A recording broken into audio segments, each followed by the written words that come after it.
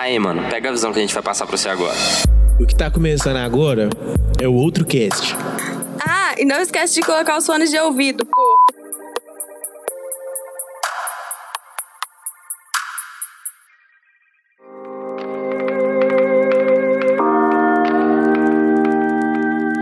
Hoje nós vamos falar sobre The Last of Us Parte 2. Primeiro de tudo, vamos nos apresentar. Falem o nome de vocês e um filme que vocês gostam muito. Tem que ser um excelente filme. Eu vou por último. Você começa. Ah, droga.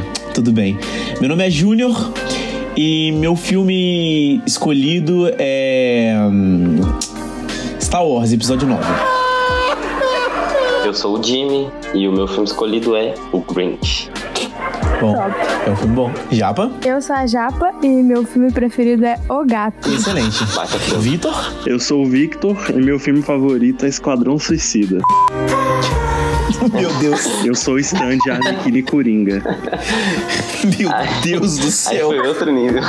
Ok. Superou até o Emilson com Star Wars 9. Caralho. Tinha que ter outro participante pra ele falar de Batman vs Superman, mas enfim. Putz, verdade, com certeza. Ou Liga da Justiça. Meu Deus, vamos deixar descer pra lá, gente.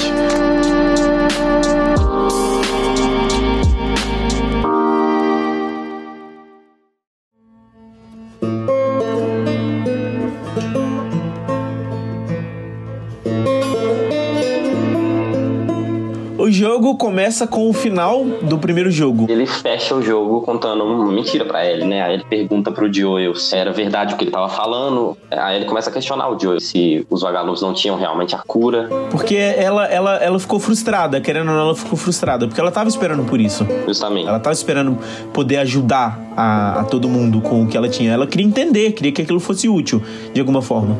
E não aconteceu. Ela respira fundo e fala, tá meio não muito convencida, o jogo fecha e a gente tem um salto temporal de um ano aproximadamente, que é o começo do jogo 2, que tá o Tommy e o Joel conversando em uma casa, e o Joel tá dando uma resumida no final do primeiro jogo pra até quem não jogou o primeiro jogo conseguir dar uma nem situada. pra quem não jogou, é porque a distância entre os dois jogos foi realmente muito grande. São 7 Você anos, precisa né? ser lembrado às vezes. Mesmo sendo um jogo fenomenal, incrível, algumas coisas a gente acaba deixando passar, a gente acaba esquecendo. Sim, com certeza. E uma coisa que eu acho impressionante antes mesmo do jogo começar é o link que tem entre os dois jogos, que tipo assim, tem jogo que continua que são obras diferentes, sabe? Você não consegue imaginar que aquilo ali tá acontecendo no mesmo universo. E Last of Us não, Last of Us continua sendo Last of Us. Você vê que é uma continuação do que aconteceu. É como se você tivesse pagado o pay-per-view, ou então um conteúdo extra de Last of Us Parte 1.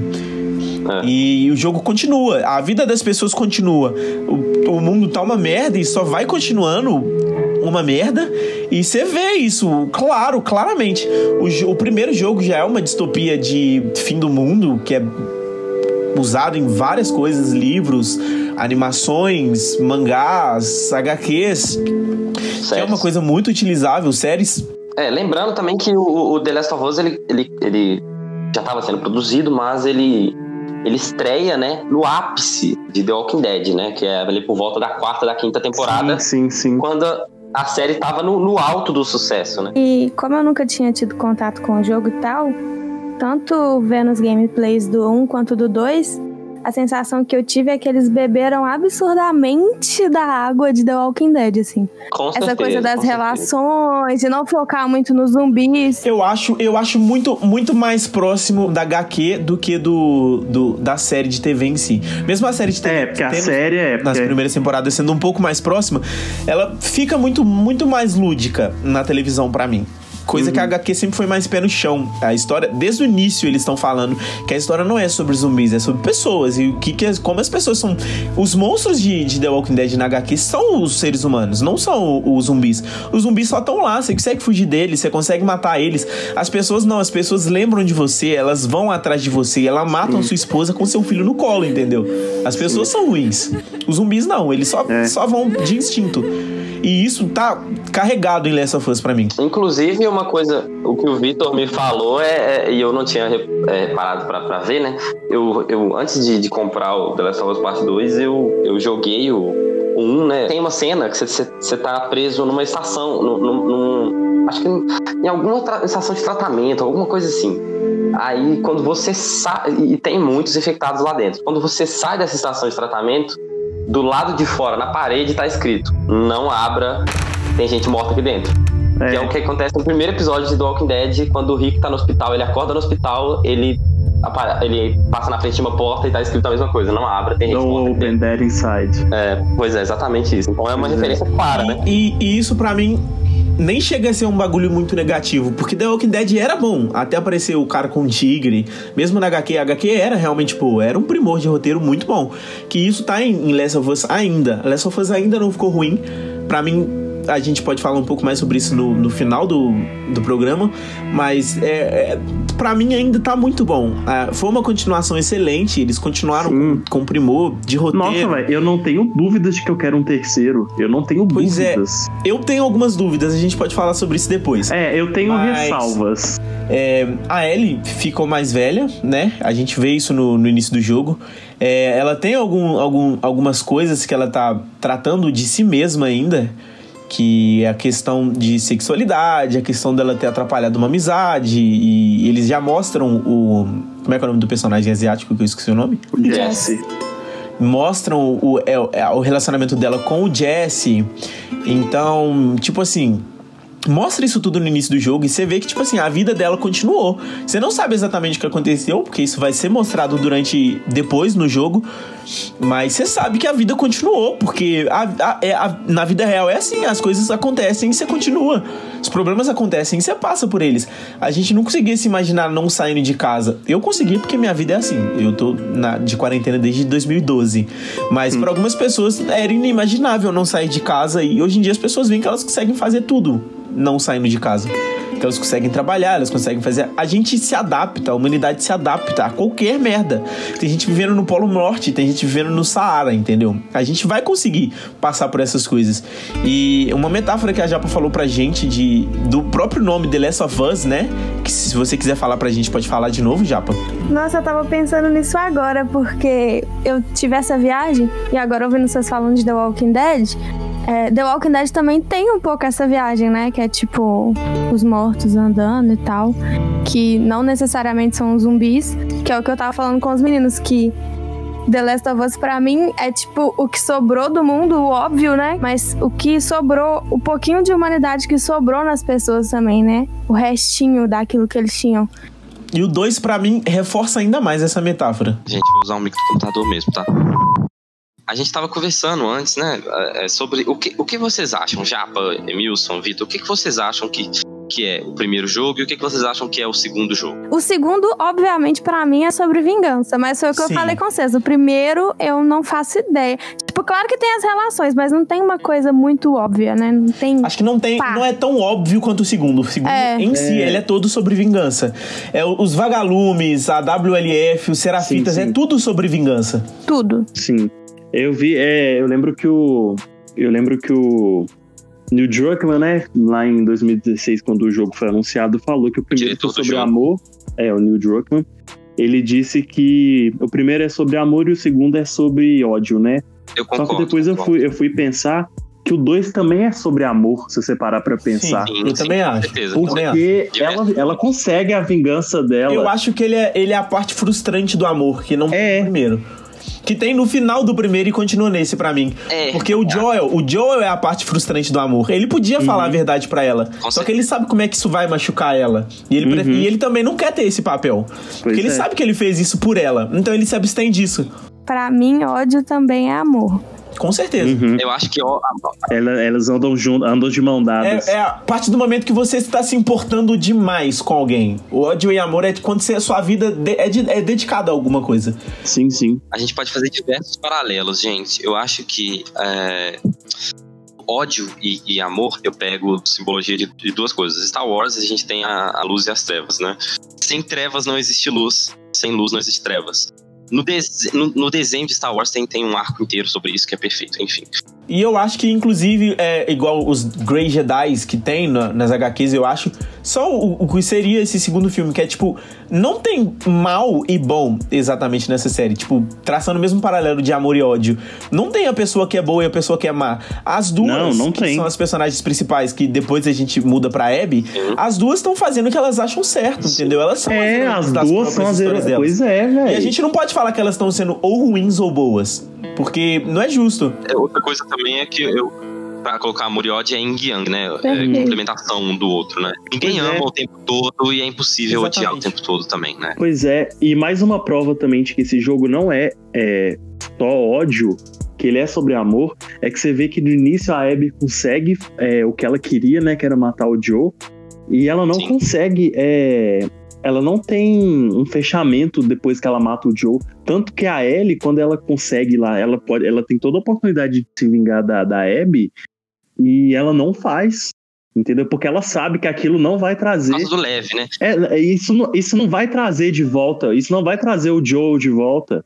A gente já entra nos tópicos principais do jogo, né? Do roteiro do jogo, que é o que eu tava falando, né? No começo, isso abrange tanto o primeiro jogo quanto o segundo jogo. No primeiro jogo a gente tem ali, a gente joga só com o Joel e com a Ellie, né? Muito mais com o Joel do que com a Ellie.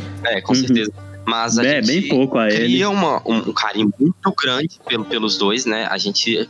Assim, eu cresci gostando muito dos dois, né? Mas agora... A gente jogou pelo menos mais de uma vez esse jogo. Com certeza. Eu rejogando, eu fui parando pra pensar e vendo as atitudes. E o Joel, assim, ele não é um herói em hipótese alguma. Ninguém é herói nesse jogo. Porque é a vida real. As pessoas também não são heróis na vida real. Ninguém é. Nas próprias histórias, talvez. Mas, tipo, num conceito geral, ninguém é. Mas o Joel, ele se torna um psicopata, cara. Vamos dizer que o ponto de virada do Joel foi a morte da filha dele, né? Quem jogou o primeiro jogo sabe que a filha do Joel morreu no começo da epidemia do apocalipse, né? E aí o Joel, ele se torna um psicopata. Ele mata sem dó, mata sem remorso. E é uma coisa que a gente não vê nem na Ellie e nem na Abby. A Ellie, a gente vê ela matando várias pessoas, isso é óbvio. Isso é uma outra coisa que pra mim é até uma crítica ao jogo, porque a Ellie e a Abby são máquinas de combate, velho. Não tem como você ir contra elas. Sim. Não sei se é porque, às vezes eu acho que a quarta parede do jogo não existe. Elas sabem que elas são só um personagem fictício. Principalmente a Ellie. Ela vai inconsequentemente pra cima de 1 milhão de pessoas. E ela ganha. Isso é uma coisa que eu queria perguntar pra vocês, inclusive. Sobre a questão do level design, vocês que jogaram o jogo, porque eu só vi gameplay. Como que é essa questão? Tipo, vocês sentiram que a personagem foi... Tipo, o que eu considero um level design bom? Que é você tá ali no primeiro degrau de uma escada. Aí você consegue subir esse primeiro degrau. E aí o jogo te dá uma sensação de alívio, de meu Deus, eu consegui e tal. E aí é meio que a sensação... Ou então uma recompensa também, que é o que a maioria dos RPGs, por exemplo, fazem. Não necessariamente, mas... Que é o senso... Não, a recompensa não é tipo... Parabéns, você conseguiu, toma isso daqui. Mas é tipo, você investiu em mira... Toma aqui sua recompensa. Agora você consegue mirar melhor. Tá vendo isso daqui, ó? Você fez isso mais fácil, esse ponto do jogo, por causa disso que você fez. Essa é a recompensa. Então, aí você conseguiu subir esse primeiro degrau. E aí você dá uma estabilizada. Você até sente que você desceu meio degrau, sabe? Não que você diminuiu a sua força, mas na sensação desse ufa mesmo. E aí depois vem um outro nível de dificuldade que você vai ter que subir 1,5 degrau agora. Porque você deu essa descansada, então você sente que você tem que se superar mais ainda. Vocês sentiram isso no jogo? Ou... Eu senti isso muito mais com o roteiro do que com jogabilidade. O roteiro, ele me prepara pra algumas coisas de vez em quando. E aí quando elas acontecem mesmo, você fica meio... Puta merda, o que vai acontecer agora? E o jogabilidade em si, como eu tava falando, eu achei o jogo um pouco... ele é muito da mesma coisa. que é matar zumbi e matar pessoas. Eu discordo. Tirando as lutas principais, tipo contra a Abby, contra que acontece mais no final do jogo, eu achei muito parecido. Aquele zumbi do hospital, por exemplo, eu e o Lucas a gente tava conversando sobre ele. Ele é muito fácil. Foi feito pra ser um vilãozão foda, mas ele é muito fácil de... Se você já pegou a mecânica do jogo até agora, ele é um vilão fácil de você passar por ele. Sim, Foi bobo. Pra mim foi bobo ter colocado esse zumbi. Foi desnecessário. Vocês acham que vocês já sabem os movimentos dos... Tipo, a inteligência artificial dos inimigos é muito parecida? Você já sabe o que ele vai fazer? Sim, mas isso é explicado no jogo. Eu não acho, eu também não sei. São separados em tipos de zumbi. Eu acho que sim, principalmente... Eu não sei porque eu não joguei, mas eu tô curiosa. Não, eu tô falando dos zumbis, com certeza. Mas as pessoas também, porque a gente não tá no nível de detalhamento perfeito dos jogos ainda. Mas as pessoas não vão se comportar como pessoas, realmente. Então, às vezes, o cara vai passar por você e ele não vai atirar em você. Isso daí são coisas que, tipo assim, dá pra você dar aquela... suspensão de descrença, sabe? Você que não, tá bom, é um jogo, tudo bem, esse cara não me viu aqui, eu tô na cara dele, mas tudo bem ele não ter me visto. Mas eu acho o jogo muito parecido em questão de combate, porque eu acho que ele não é tão focado nisso. Ele faz isso bem também, mas eu acho que ele não é tão focado nisso. Nossa, a jogabilidade pra mim é uma coisa que eu tava até comentando com um amigo meu. Eu queria muito alguma DLC ou qualquer coisa assim, só pela jogabilidade. Porque me surpreendeu muito, muito, muito, muito. Foi uma surpresa muito agradável. Porque foi um pulo muito grande, né? O primeiro jogo vem no final da geração PlayStation 3, né? Uhum. E esse veio no final do PlayStation 4 Nossa, também. Esse jogo raspa o tacho, assim, total, entendeu? Tudo, ele pega o máximo do máximo que pode ser feito e faz. Mas, assim, é incrível.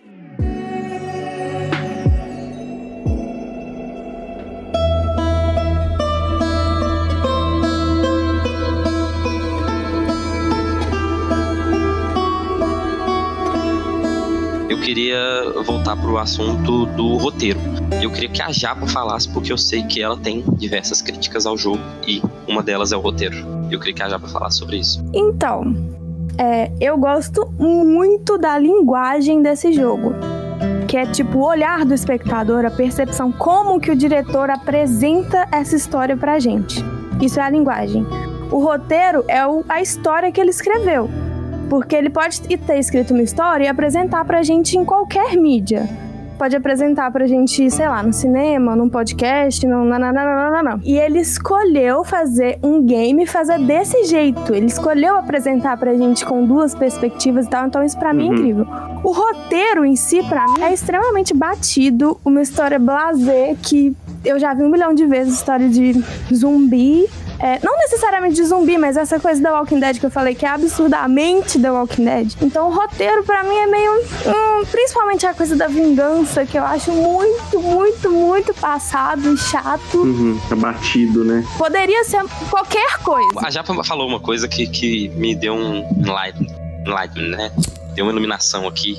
E eu parei pra pensar também. Essa coisa meio...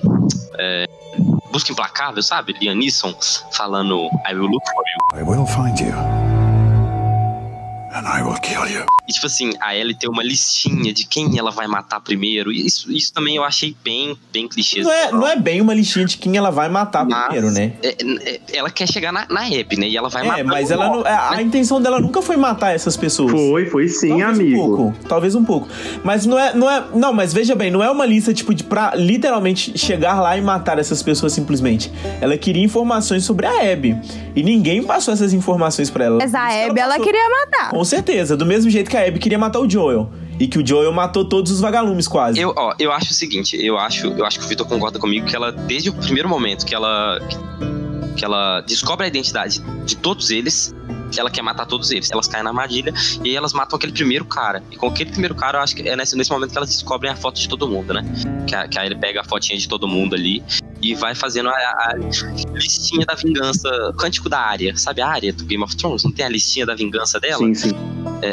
Ela vai falando o nome de todo mundo que ela vai matar. Então eu penso muito nisso também. Isso é uma coisa que a Japa falou e eu vejo que tá muito presente. Eu não vejo muito dessa forma, mas eu entendo seu ponto. Pra mim era mais tipo assim, se ela tivesse ido na primeira pessoa e a primeira pessoa tivesse falado onde que a Abby tava, ela ia até a Abby, matava e deixava isso pra trás, entendeu? Eu não acho que ela ia atrás de um por um. Porque o foco dela era a Abby. Ninguém queria falar pra ela onde... Ninguém nem sabia onde que ela tava, na verdade. Quando você passa pra história da Abby, você entende por que as pessoas não sabem onde ela tá. Mas, tipo assim... Não, pra mim não era uma listinha de vingança, tipo, eu vou matar um por um e aí eu vou chegar na Abby. Foi coisa que aconteceu durante o jogo. Tanto que quando ela mata os outros dois lá, ela mata, tipo, de impulso, que é o Owen e a namoradinha dele que tá grávida. Nossa, a Mel. pesada. Eu não tinha visto que a Mel tava grávida. Se ela tivesse visto que a Mel tava grávida, talvez isso tivesse mudado alguma coisa. Eu acho que com certeza ela não teria matado a Mel, porque quando ela vê que a Mel tá grávida, ela começa a passar mal ali, né? Ela fica tão em choque que ela deixa uma pra trás, é isso que fode. Ela vê que a vingança dela não tá dando, não é correta, né? Ela vê que a vingança dela não tá dando certo quando ela matar a Mel aí, que ela desiste, bota fé. Esse pra mim é o conflito da Ellie, porque ela tem os valores dela, de que ela sabe que isso não é o correto, mas a mente dela não deixa ela em paz, ela não consegue viver num mundo onde ela sabe que a Abby saiu impune de ter matado o Joel, entendeu? E principalmente quando a gente chega no final, isso ainda é o roteiro ainda, quando você descobre o que aconteceu da história dos dois, você vê que ela tava se preparando pra perdoar ele e ela não vai ter a chance de fazer isso mais. A Abby tirou isso dela, entendeu? Esse que é uma das maiores frustrações do jogo da Ellie pra mim. Ela não vai poder perdoar o Joel nunca mais, porque ele morreu sem eu ver que ela perdoava ele, entendeu? Isso machuca ela, e isso é uma das coisas do transtorno pós-traumático. É uma das coisas que reforça muito isso pra ela, é que ela não tem a chance de fazer o que ela queria fazer mais, porque acabou.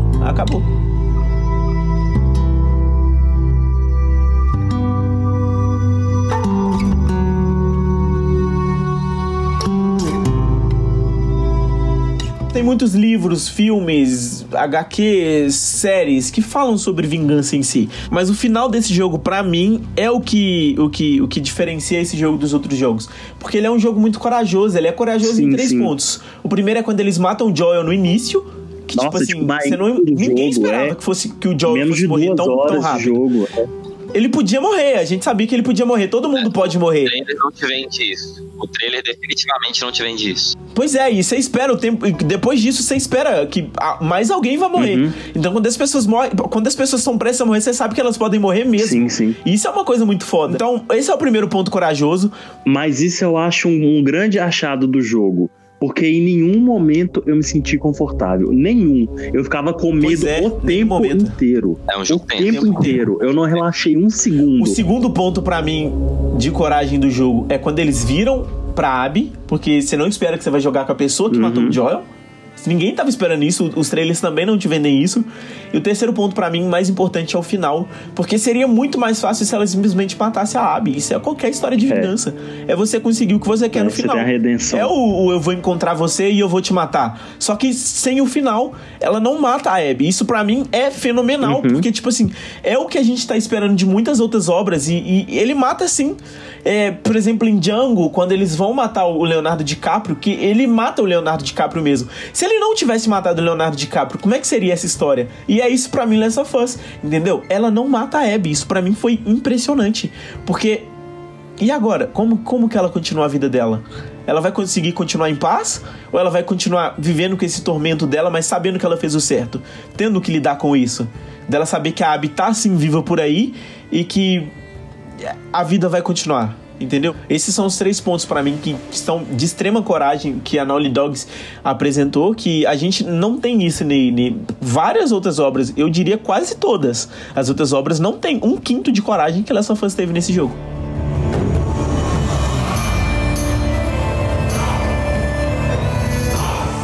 O que eu não gosto desse roteiro é que ele não conversa com a linguagem, saca? Então, tem um filme muito incrível que chama Amnésia, do Christopher Nolan, que o personagem, eu não vou dar muito spoiler porque se vocês quiserem ver, mas fala sobre isso, obviamente, a amnésia, e a linguagem é sobre isso.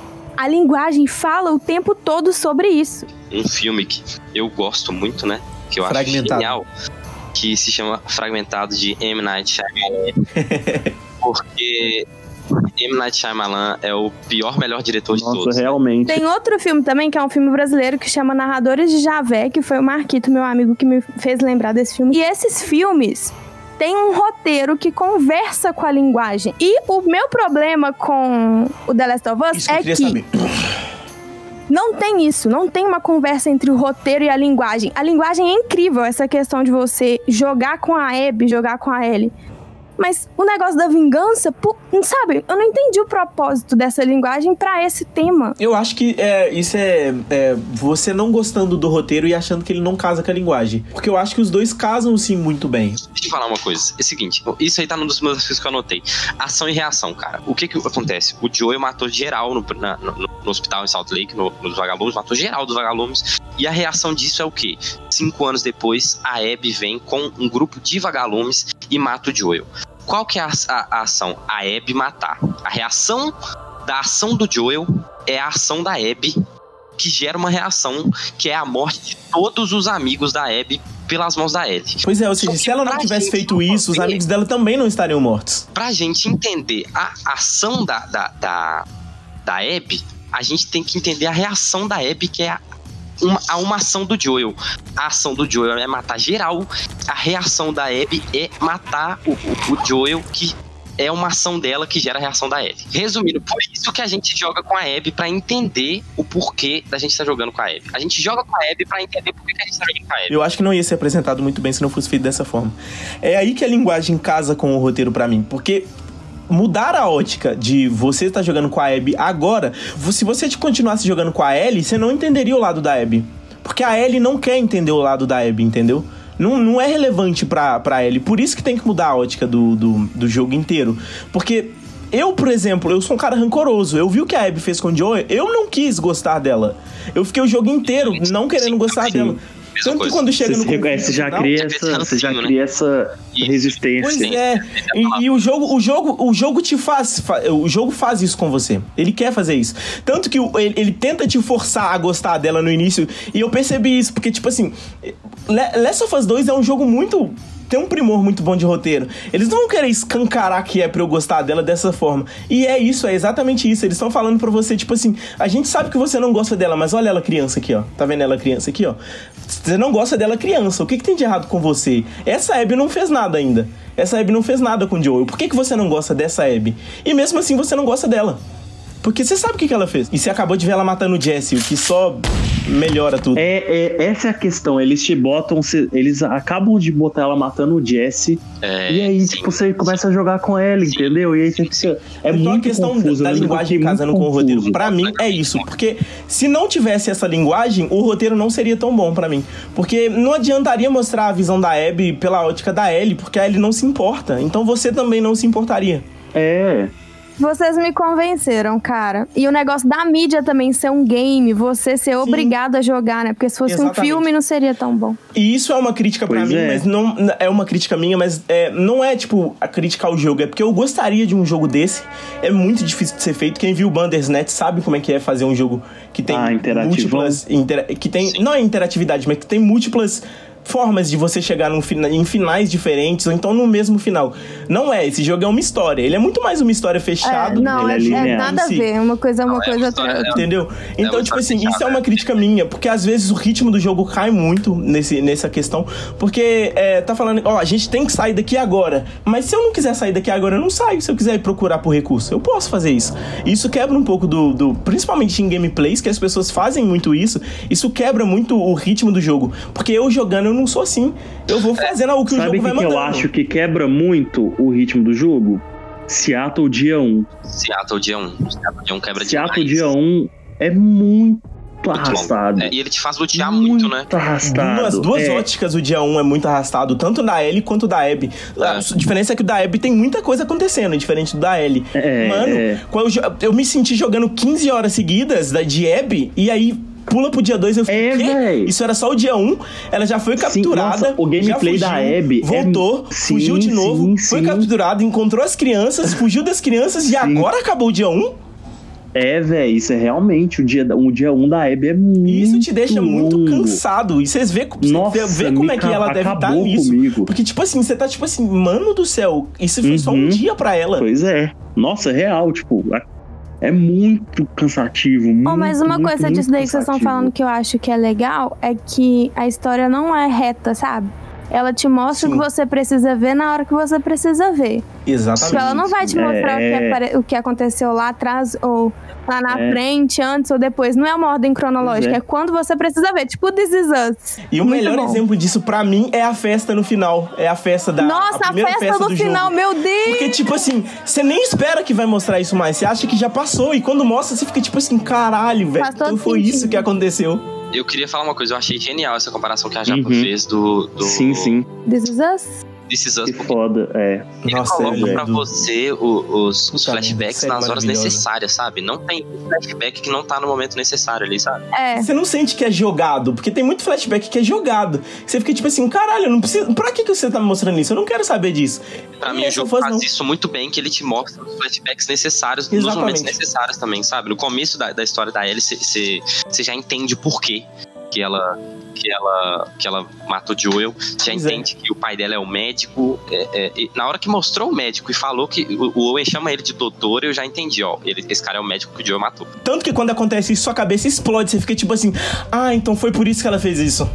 Justamente. E também, um pouco mais pra frente também, ele te mostra um flashback dela com o Owen pra te mostrar o porquê que eles têm, quão o laço deles é forte, sabe? Sim, e continua com a sequência, tipo, ela escrevendo pra ele, depois que ele morreu, o que ela tá vendo com o Lev, depois que ela deixa ele pra trás. Eu queria, inclusive, puxar outros dois, um assunto que vai coincidir no outro assunto. Um dos motivos dos conhecidos no Twitter Nerdchitos, deles tanto reclamarem do jogo, é que a gente joga com a pessoa que matou o protagonista que a gente tanto gosta.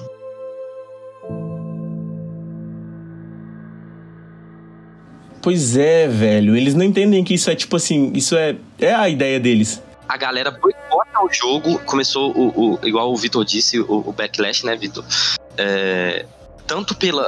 E aí já vem outro aspecto, né? A gente saindo um pouco da perspectiva da Abby pra entrar em outro aspecto, que é a representatividade e o boicote que essa representatividade recebeu. A gente tem um boicote imenso no jogo antes dele ser lançado. Isso pra mim que foi chocante. Antes dele ser lançado, o boicote já vinha. Por causa dos trailers.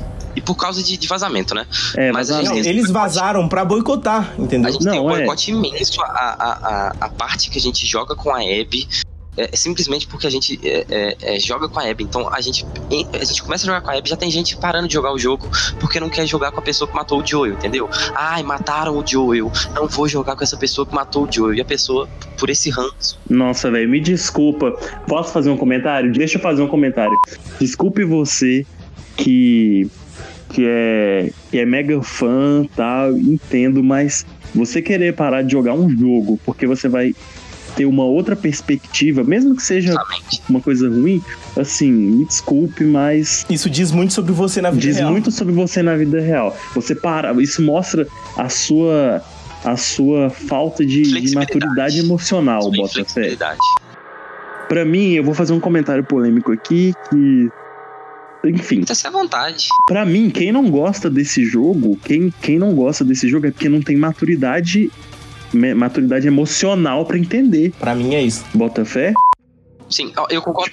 Fora roteiro. Eu entendo críticas. Eu entendo as críticas. Mas eu entendo as críticas. As coisas. Uma coisa que é unânime é que mesmo nas críticas as pessoas não deixam de admitir que é um jogo bom.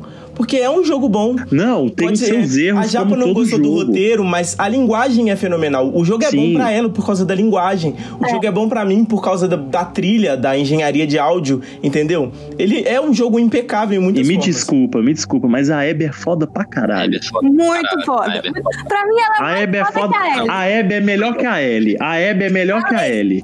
Eu acho também a Abby uma pessoa melhor do que a Ellie. Isso eu vou falar. Não, ela é melhor que a Ellie. Por quê? Não, eu não acho ela, tipo, mais forte, mais foda. Isso já é óbvio. Quando ela desce a porrada nela na primeira parte, quando... A gente tá entrando num assunto muito sensível. A gente não teve, crescendo, as oportunidades. Eu e o Emilson estudamos na mesma escola, nas mesmas duas escolas. A gente é amigo há 6 anos porque a gente estudou nas mesmas duas escolas públicas. A gente não teve as mesmas oportunidades do que o filho de um médico. Com certeza. Eu acho que o The Last of Us bota muito isso pra gente também. Questão de quem teve uma vida mais fácil, querendo ou não. A vida da Ellie foi muito sofrida. A Ellie perde a mãe no momento que ela nasce. E a Abby tem o pai presente em todos os momentos. Durante sabe? isso, que foi uma das piores coisas que aconteceu, a pior coisa que aconteceu no mundo, ela teve a família dela do lado dela, ela teve o pai dela do lado dela. E era um pai amoroso, era um pai que tinha como ajudar ela, tinha como manter ela segura. E foi um bagulho que não rolou com a Ellie. Sim, o mais próximo que a Ellie tem disso é o Joel. Justamente. E o Joel é uma pessoa, assim, você vai pegar... Porque o pouco que a gente vê do pai da Abby, a gente vê que ele é um cara muito foda. Que ele é um cara bacana, que ele é um cara... gente boa. A cena da zebra dá pra ver que ele é muito bom. Sim, com certeza. O cara é empático, sabe? Então a Abby cresce com um pai empático, um pai instruído. Pois e a Ellie cresce com nada. Ela cresce com os militares. Ela cresce no mundo. Ela cresce na quarentena, né? Na zona de quarentena. Sim, e é um bagulho que é muito foda, que só me deu um estalo agora de iluminação, é que a Ellie, ela era muito fã dos vagalumes. Ela era extremamente fã dos vagalumes. E são os vagalumes que tiram o que ela tinha, que é tudo que ela tem, basicamente. Porque é uma ex-vagalume, porque os vagalumes já não existem mais, que tira tudo que ela considera como, tipo, que o que ela tem, o que ela tem depois é o Joel, ela só tem o Joel. Mesmo ela não admitindo, mesmo ela estando longe dele, mesmo ela, tipo, estando se preparando pra perdoar ele, só o fato dela tentar perdoar ele é o fato dela perceber que ela só tem ele, ela não tem mais nada. Porque até aquele ponto ela não tinha a Dina ainda, que foi uma coisa que aconteceu ao decorrer do jogo.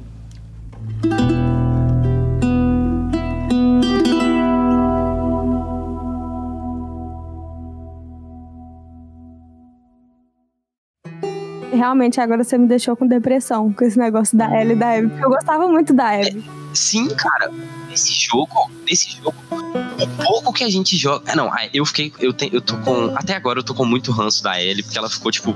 Entendo, sabe? Eu entendo tudo que ela passou, a decepção dela com a mentira do Joel, quando ela descobre a mentira Joel, principalmente, ele tentando melhorar. No Joel, eu chorei na última cena com o Joel.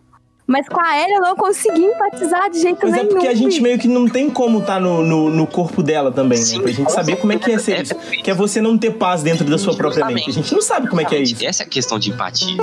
Eu posso não simpatizar com a Ellie, mas eu tenho mas eu entendo por tudo que ela passou, sabe? Exatamente, pelo que ela fez também. Sim, e o Joel, o pouco que a gente vê do Joel nesse jogo, ele tá de boaça, velho. Ele não tá... Sim, isso é... Nossa, cara. Ele não tá... Ah, não, isso machuca meu coração demais. Eu acho que o Joel morreu nisso, sabe? Ele tá de boa, ele tá com o coração aberto. Sim, ele tá em paz. O Joel do primeiro jogo, ele não ia ajudar a Abby. Ele não ia ajudar a Abby. Nunca. Ele primeiro, uma coisa que eu achei burrice foi ele ter seguido essa pessoa que ele acabou de conhecer. Exatamente, mas eu acho que... Isso eu acho que foi tipo só... Eu acho que é por isso, sabe? Pra fazer acontecer o que tinha que acontecer, sabe? Porque eu acho que o Joel não faria isso, nem nesse momento de paz dele. Eu vi... Um dos poucos vídeos que eu vi depois desse jogo foi do David Jones. O David Jones falou isso. O David Jones do Gameplay RJ, ele falou isso, que o Joel do primeiro jogo, ele nunca faria isso. Ele é um cara, assim, totalmente desconfiado. Quando vocês chegam tem uma parte no primeiro jogo que vocês chegam numa cidade e tem um cara que tá falando que tá ferido. Aí o Joel fala assim, esse cara não tá ferido porra nenhuma, põe o cinto aí. Aí ele acelera pra cima do cara, tá ligado? Ele fala, foda-se, acelera pra cima do cara com o carro. Nossa, essa cena é muito boa. Pois é. E ele acelera, ele não tá nem aí. Sim, cara. Pois e quando ele é indagado sobre isso, aí ele pergunta pra ele, como é que fica calado. Ele fala, eu já estive dos dois lados. E aí ela fala, então quer dizer que você já matou pessoas inocentes? Porque a gente não pensa nesse lado. Aí ele fica encalado. Mas vocês têm noção que tem gente que usa esse argumento pra falar que o jogo é ruim? Eu vi um vídeo no YouTube. Cara? Eu vi um vídeo no YouTube que o nome era justamente esse. Era todas as vezes que o Joel não confiou em alguém. Mas está óbvio, Botafé. As pessoas mudam. Eu acho que essa é a questão. Exatamente. Por exemplo, ela era uma criança e ele já não confiava nela. Tanto que quando ele vê que ela tem uma mordida, ele já começa a pegar na arma na hora. Ele quer matar ela, pois é. Eu acho que o que o Victor levantou aí é extremamente crucial, porque o Joel, cara... Tipo assim, pensando, afinal de contas, já se passaram 5 anos. A Ellie, ela já não tem 14 anos. Não, ela tinha... 14, né? 14. Ela já não tem 14 anos, ela tem 19 anos, ela já é outra pessoa. O Joel, ele já tá com seus quase 60 anos, né? O Joel, ele tem por volta de 30 anos no começo, no prólogo do jogo, e passa o Apocalipse, o Apocalipse passa 20 anos depois, né? Então o Joe já tá quase com 60 anos. Ele tá entre 50 e 60 anos. Nossa, eu não tinha pensado nisso. Sim, pois é. O Joe, ele tá com no jogo 2, ele tá entre 50 e 60 anos. Ele não tem mais 40 anos. Ele não é uma pessoa jovem mais. Então, o Joel viveu muita coisa e ele tá de boa, sabe? Eles acharam uma casa em Jackson. Eles acharam uma família ali, sabe? Eles estão, tipo, de boa.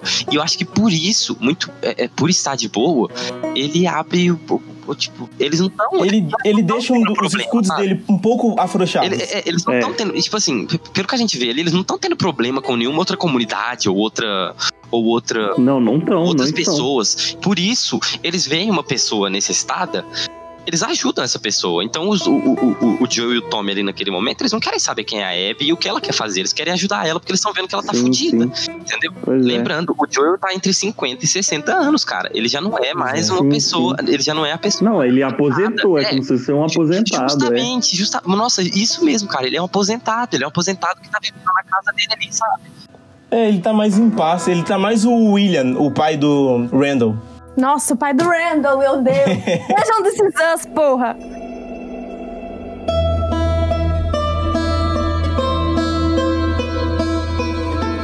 O que eu achei muito legal, incrível, maravilhoso ter uma personagem lésbica, uma personagem bi, a Dina, que eu amo, tudo pra mim, perfeita no que errou. Eu quero só fazer um adendo antes de você falar, rapidinho, me perdoa. Pode falar. Perdoa te cortar, mas eu quero quem acha que esse jogo é lacração, vai tomar no cu, cara. Você não tem que estar aqui, não. Vai pra puta que pariu.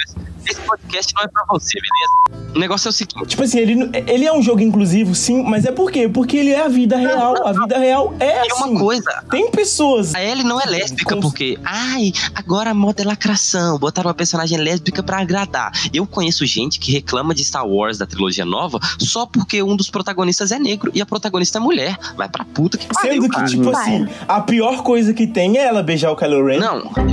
Nossa, cara, não me lembra disso, não. Vamos falar do Last of Us, que é melhor.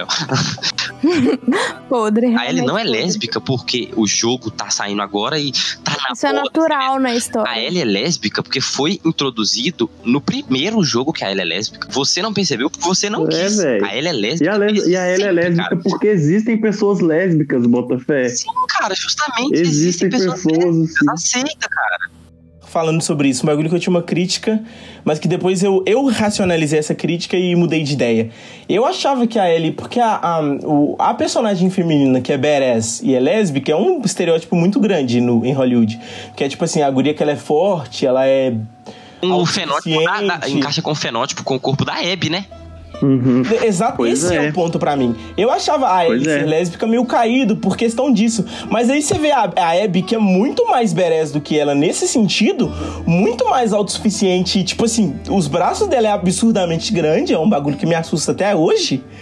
E essa personagem não é lésbica. E foi isso que pra mim mudou pra mim. Foi tipo assim, não, a Ellie é lésbica simplesmente porque ela é lésbica. Não tem nenhum outro motivo. Esse ponto é muito importante. É igual a Flávia Gazi, do Garotas Geeks, ela falou que quando ela viu que a Abby era aquela mulher forte, independente, fortona e hétero, ela ficou muito feliz. Porque quebra o paradigma. Sim. Entendeu? Eu acho que nessa parte aí entra também a cena mais 18, né? Porque a gente vê a personagem completamente entregue e vulnerável, né? Sim. Cara, eu não esperava uma cena mais 18. Tudo nessa construção de cena pra mim mostra a vulnerabilidade da Abby com o Owen. Porque quando ela não tá com o Owen, ela é essa figura que não quebra, mesmo quando ela tá zoando. Ela é tipo. Se o jogo fosse feito todo em contra-plongé com a Abby, faria super sentido. Que é tipo a câmera vindo de baixo, mostrando tanto que ela é foda. Porque ela é quase um herói grego. E aí, quando ela chega nas cenas do Owen, que é tipo. Tanto os flashbacks quanto essa cena em si, você vê que, tipo assim. Não é isso. Ela tem que ser frágil em algum momento. Ela tem que ser sensível em algum momento. Boa, Pois é. Do mesmo jeito que a gente tem o contraponto aí, né? A Ellie é sensível perto da Dina e a Abby é sensível perto do Owen. O que eu queria falar, na verdade, é que eu concordo com tudo isso que vocês falaram. Eu acho muito bom e muito natural tudo que o jogo traz. Mas eu tenho 2 pontos. Que não são nem pontos negativos nem positivos, mas são coisas que eu fiquei pensando que não saíram da minha cabeça em nenhum momento. Que é, O diretor é um homem. Os game directors, eu tirei print do final, por isso que eu tô lendo aqui. Os games diretores são homens, os artes diretores são homens, os programadores diretores são homens. Só vai ter uma mulher lá em quem escreveu e em quem animou. Sim. Isso foi uma coisa que me incomodou demais. Porque assim, por que todos esses homens, com uma só mulher que tá lá na quem escreveu, né, o jogo... Por que eles escolheram fazer um casal lésbico? Por que o Joel não é gay, por exemplo? Eu acho um ponto interessante esse seu ponto de vista, mas eu acho que quebra um pouco na... Por exemplo, se fosse mais por isso, a cena erótica seria delas. E foi entregue pra Abby, que é o outro extremo disso tudo que você falou. Eu não acho que o jogo quis fazer isso e trazer isso pra ter esse tipo de reação. Esse tipo de sensação nos caras que jogam esse jogo. Isso, com certeza. Mas que isso reforça algo, ainda assim, reforça. Entende? Isso é uma coisa que eu fiquei pensando, assim. Eu não acho que, como eu disse no começo, eu não acho que isso é um ponto negativo. Mas é uma coisa que ficou me encucando demais. E eu concordo com isso que você falou. Realmente, a cena de sexo explícito não é da Ellie, é da Abby. Mas ainda assim, existe isso com a Ellie. Acho que a relação dela com a Dina é uma relação muito mais romântica do que uma relação sexual em si. Tanto que elas quase não fazem piadinha sobre isso, e o único momento que a gente tem é o momento da nevasca. Todos os outros momentos são a Ellie extremamente frágil, ou a Dina extremamente frágil, e a outra dando suporte. Isso que a Japa falou é muito importante. A gente tá começando a ver no cinema também, principalmente, uma mudança muito grande, devido aos casos de inúmeros assédios e abusos, principalmente o mais famoso do Harvey Weinstein, né? A gente tá vendo um crescimento maior de produtoras mulheres, diretoras mulheres, roteiristas mulheres, e a gente tá vendo que tem muita gente foda, cara. Claro que existem problemas. E que essas pessoas não apareceram agora, elas sempre estavam lá, elas só não tinham espaço. Muito legal o que vocês disseram, mas só tem uma mulher que é no roteiro. E ano passado, nos indicados a melhor diretor, não tinha nenhuma mulher. Velho, é isso que eu ia falar. Então, mesmo que tenha, agora não tem 10%. Mas não é nada comparado com as outras coisas. Ano passado, não teve uma mulher sendo indicada para melhor diretor, que ainda é melhor diretor. Entenderam? O problema não é só esse, tanto que raramente a pessoa o filme que é indicado a melhor filme não tem o diretor concorrendo a melhor diretor. No caso desse filme, o filme foi indicado a melhor filme e não teve a diretora concorrendo a melhor diretor. Isso já diz muito. É extremamente problemático, sabe? Pois é. Eu acho que isso vai demorar muito pra mudar. E eu acho que isso diz muito mais sobre o mercado do que sobre o jogo em si. Eu acho que diz sobre o jogo. Porque o jogo tá falando disso. Sobre a criação do jogo, talvez. Não sobre o jogo. O jogo é uma obra separada de quem fez o jogo, pra mim. Não, pra mim não é. Você vê um tipo de... Vou usar uma palavra que virou meme por causa da Kéfera, mas você vê um tipo de mansplaining nesse jogo. Tipo, o homem querendo explicar uma história já. Não acho que chega nisso, mas me incomoda ter sido tudo por homens, entendeu? Ainda mais porque são histórias de mulheres. Não são histórias de homens, a não ser a do Joel, obviamente. Pera, mas você fala, tipo, é porque quem escreveu o jogo, a narrativa, é uma mulher. Uma mulher e o cara. Não, quem escreveu... Não é só ela. Não, eu acho que o Neil Druckmann, ele foi só o diretor e mais eu vou te mandar um print agora do final do jogo que eu printei. Tá. Mas assim, eu queria falar uma coisa, isso que o Vitor tá falando. O diretor, tipo assim, 80% das vezes o diretor é acreditado como roteirista também, mesmo não tendo o mesmo trabalho de principal do outro roteirista. Pois é, porque eu acho que pelo que eu lembro na época de 2016, era só o rolê da Hayley, ela escrevia a história narrativa e ele fazia, tipo, o resto, entendeu? Ele nivelava. Bom, eu não sei quanto a isso, mas eu sei que no jogo saiu nos créditos desse jeito. E isso pra mim já é um grande problema. Não tem como muita gente falar sobre isso, porque... Saiu nos créditos. Isso daí é o seu lugar de fala, né? Não é o nosso lugar de fala, basicamente. Com certeza. Mas eu entendo o seu ponto com certeza. Entendo o problema nisso, mas eu acho que isso pode ser separado do jogo em si. Eu também acho. Do jogo, ela é uma outra coisa. Mas pode ser só eu querendo subjetivar isso também. Mas eu não acho, mano, sabe por quê? Eu sou muito fã dos Beatles enfim, existe uma acreditação Lennon-McCartney. A música foi escrita pelo Paul McCartney, ela é acreditada pra Lennon-McCartney. A música foi escrita pelo John Lennon, ela é acreditada pra Lennon-McCartney. Então, por mais que o roteiro possa ter sido 80% escrito pela Haley Gross, o Neil Druckmann, ele escreveu 20%, ele vai ser acreditado também. E o Neil Druckmann, querendo ou não, ele é o criador, ele é o diretor, ele é o criador do universo do jogo, sabe? É a mesma coisa que o Robert Kirkman, né? O criador de The Walking Dead. Sim. Querendo ou não, você pode ter outras pessoas criando com ele, mas ele também tá envolvido, sabe? Mas, amigo, isso tá implícito em diretor. O diretor faz isso, esse é o trabalho dele. Porque o trabalho do diretor já é fazer essa verificação de tudo, ver como que ele vai contar aquela história, etc, etc, entendeu? Mas escrever, se o nome dele tá lá, é porque ele escreveu certa parte. Mas é porque com certeza ele escreveu, e eu acredito que ele tenha escrevido metade ou a maioria, porque o Neil Druckmann, ele é o criador de The Last of Us. Então, eu acho que ele não ia deixar outra pessoa tomar conta completamente da obra dele, sabe? Até porque a gente já viu como é que acontece quando outra pessoa toma conta completamente da sua obra, né? Star Wars Episódio 9. Não perde a chance. Mas, voltando ao assunto, eu acho que... Isso é um problema, eu entendo que isso é um problema.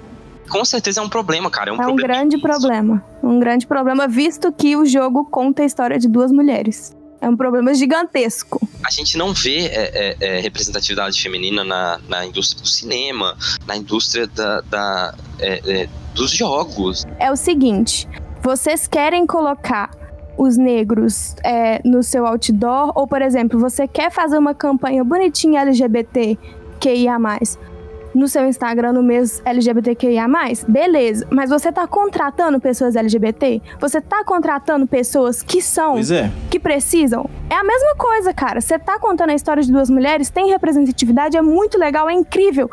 Mas quem são as pessoas que estão criando esse jogo? 99% são caras.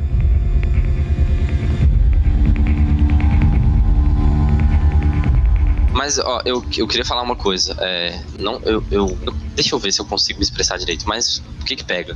Eu acho que isso tá muito no problema do machismo do mercado que já tá enraizado. Porque a partir do momento que a gente já tem um machismo enraizado em um mercado, é muito difícil você pegar alguém que já tá preparado pra criar um jogo de uma magnitude do The Last of Us 2. Que não tô isentando a Sony, mas a Sony botou dinheiro pra caralho nisso, eles não querem. Que o jogo fique ruim. Não querem que o jogo fique ruim, ou não querem que o jogo não fique à altura, sabe? E eles não querem. Então, por exemplo, quando você vai botar muito dinheiro numa coisa, é muito difícil você botar dinheiro numa aposta do que numa coisa que já é concretizada. Eu tô falando da indústria dos games. A indústria dos games é uma indústria muito machista, sabe? Igual qualquer indústria. Igual qualquer indústria, claro, mas a indústria dos games é muito machista. Você não vê grandes games dirigidos por diretoras, escrito por roteiristas mulheres, sabe? O estúdio, no caso a Naughty Dog, ele pode ter pecado nisso, mas ele pode não tá isentando o fato de que a culpa disso é dos homens. Justamente, sabe? Mas é porque eles não podem não ter querido fazer a aposta, sabe? Também, de botar muito dinheiro numa aposta, e isso sabe? Pra mim é um problema. O jogo é corajoso em muitos pontos e não é corajoso nisso. E nisso não é, justamente. Eu entendo que isso é um problema. É um problema, com certeza. Se um cara, ou uma produtora, ou seja o que for, tem desconstrução suficiente pra escrever uma história sobre uma mulher lésbica, sobre outra mulher muito forte, muito foda, por que ele não tem desconstrução suficiente pra contratar mais mulheres pra criar esse jogo? Acho que isso tem muito mais a ver com a Sony do que com a Naughty Dogs em si também. Eu também acho. E eu acho que isso é uma questão também de visibilidade. Mas a Sony comprou essa ideia.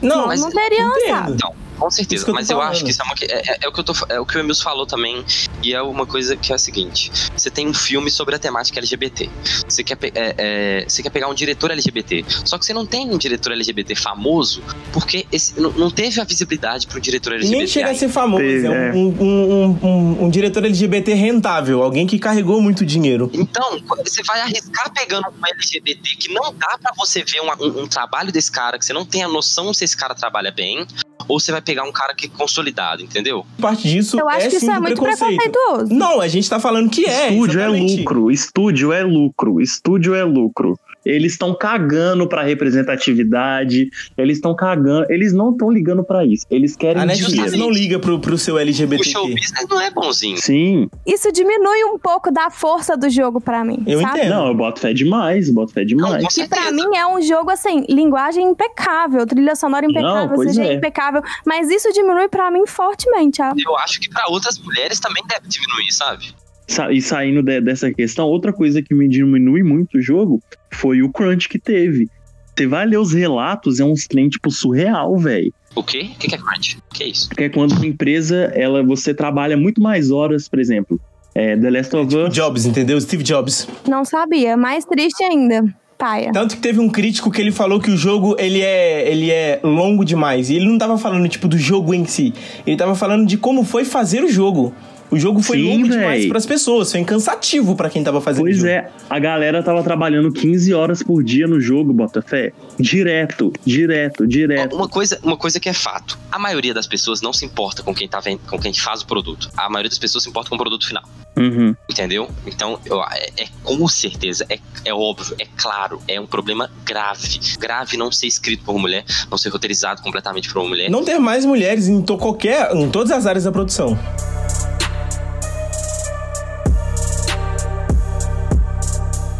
Eu acho que esse assunto é o que a gente mais falou, mas a gente vai falar mais um pouco, porque pra mim o ponto principal desse jogo é a representatividade. Uhum. É do Levi.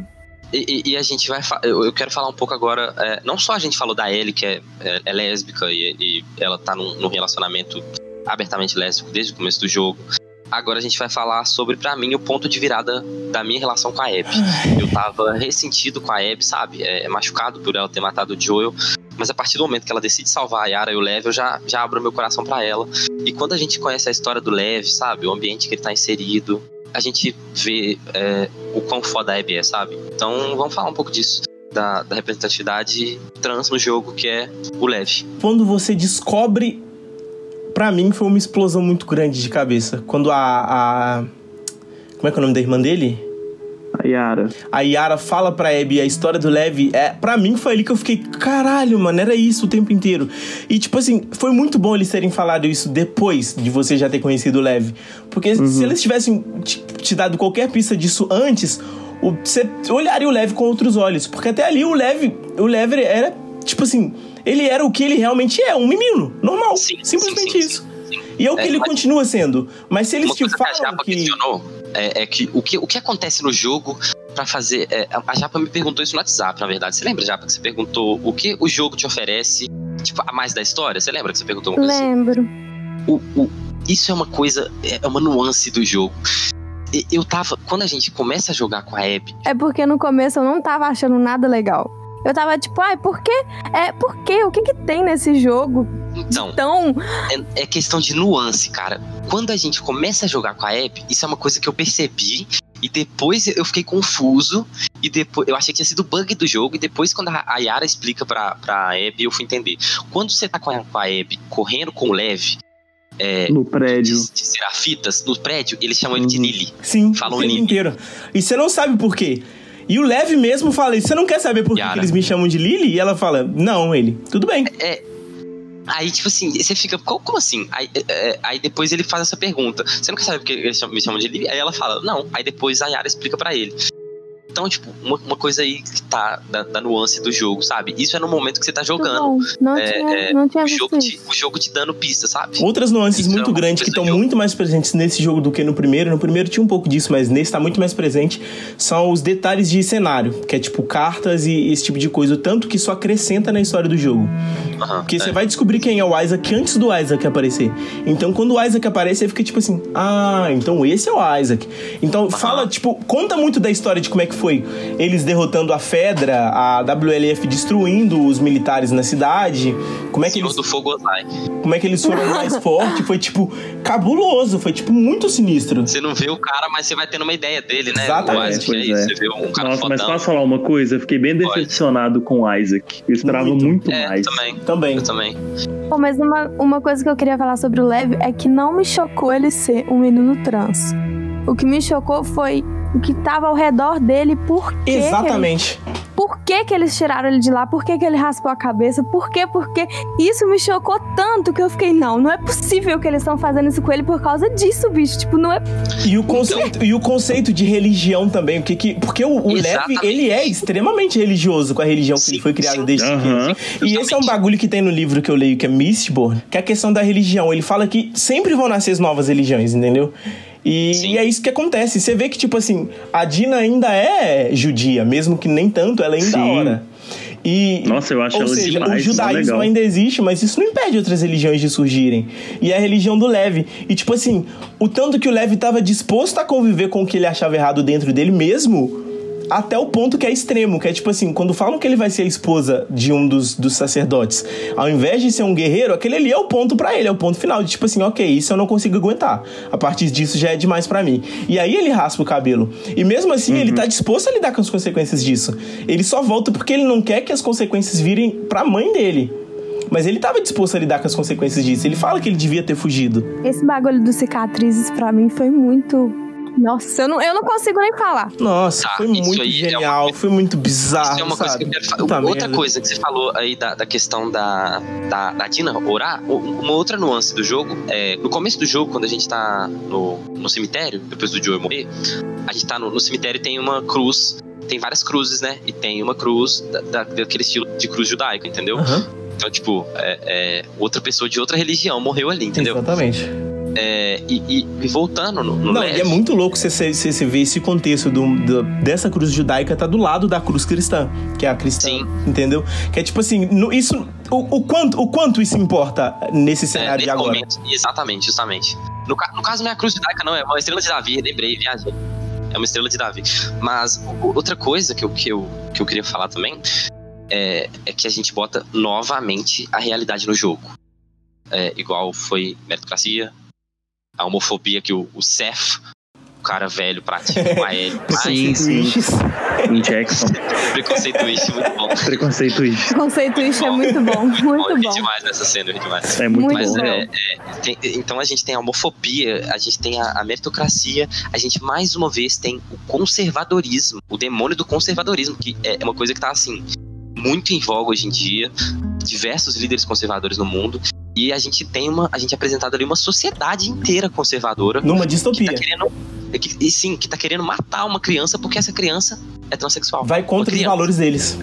Justamente. Não, e uma outra coisa que é, tipo, muito reflexo das coisas que a gente vive hoje em dia, principalmente com todas essas coisas do cristianismo, que é, tipo assim, o que o Levi fala pra ela, quando a Abby, tipo, contesta ele em alguma coisa, tipo assim, fazem isso e tem sua religião. Ele fala, tá, mas eu não lembro como é que eles chamam, a mulher que começou, a profetisa. Ele fala, não é isso que a profetisa queria. E é o argumento que muitas pessoas usam pra Jesus Cristo hoje em dia. Quando você fala, não, mas você acha que Jesus tacaria uma molotov no negócio do Porta dos Fundos? Ele fala, não, mas não era isso que Jesus queria. E até que ponto que isso é válido, entendeu? Quando todas as outras pessoas estão fazendo isso por Jesus, mas Jesus não queria, até que ponto isso é certo? Justamente, você tocou no ponto que eu ia tocar. Eu acho exatamente isso. Eles chamam ela de a profetisa e chamam ela de a mártir também, né? Na jornada do Levi com a Abby, a gente vê ele falando dela inúmeras vezes e ela faz esse questionamento pra ele. E a admiração que ele tem por ela também. Eles estão fazendo isso tudo com você e você continua seguindo ela, mas aí ele fala isso, pois né? Que não era isso que ela pregava. Os enforcamentos, essas coisas só começaram depois que ela morreu. Ou seja, a deturpação... diz muito sobre o cristianismo também. As cruzadas, isso tipo coisa aconteceram depois que Jesus morreu. Justamente. Eu acho que a Abby não teve redenção pra mim. Pra mim, ela não teve redenção. Ela continua sendo a pessoa que ela foi no início. Mas então, eu acho que... não é que ela sempre foi uma pessoa que salvaria um Levi, entendeu? É a redenção pra quem tá jogando, entendeu? E pra mim não teve, isso que eu tô falando. O momento que eu fui gostar da Abby foi só lá no final. E não foi um gostar, tipo assim, ok, tá bom, eu gosto de você agora. Foi um gostar, tipo, de pena. Tipo assim, tá bom, você já passou por isso tudo, tá bom, você não precisa passar por mais nada. Só vai embora e vive em paz, por favor. Foi assim que eu tava no final. Tipo assim, eu vejo que a Abby, o jogo usa muito o Levi pra mostrar pra gente o quanto a Abby é foda. Isso é um problema. Em Hollywood, por exemplo, isso é um problema. Os filmes, o Vitor sabe que isso é um problema também, que são os filmes que usam os negros como escada pra redenção de um branco. No caso, a gente teve um filme desses que ganhou o Oscar recentemente, que é Green Book. Green Book você tem um cara que é preconceituosaço, racista e tal, e ele vai trabalhar como motorista do pianista, que é um cara negro. E aí o personagem negro, ele é, tipo, usado a escada pra melhora espiritual do cara. Pra melhora do personagem branco, entendeu?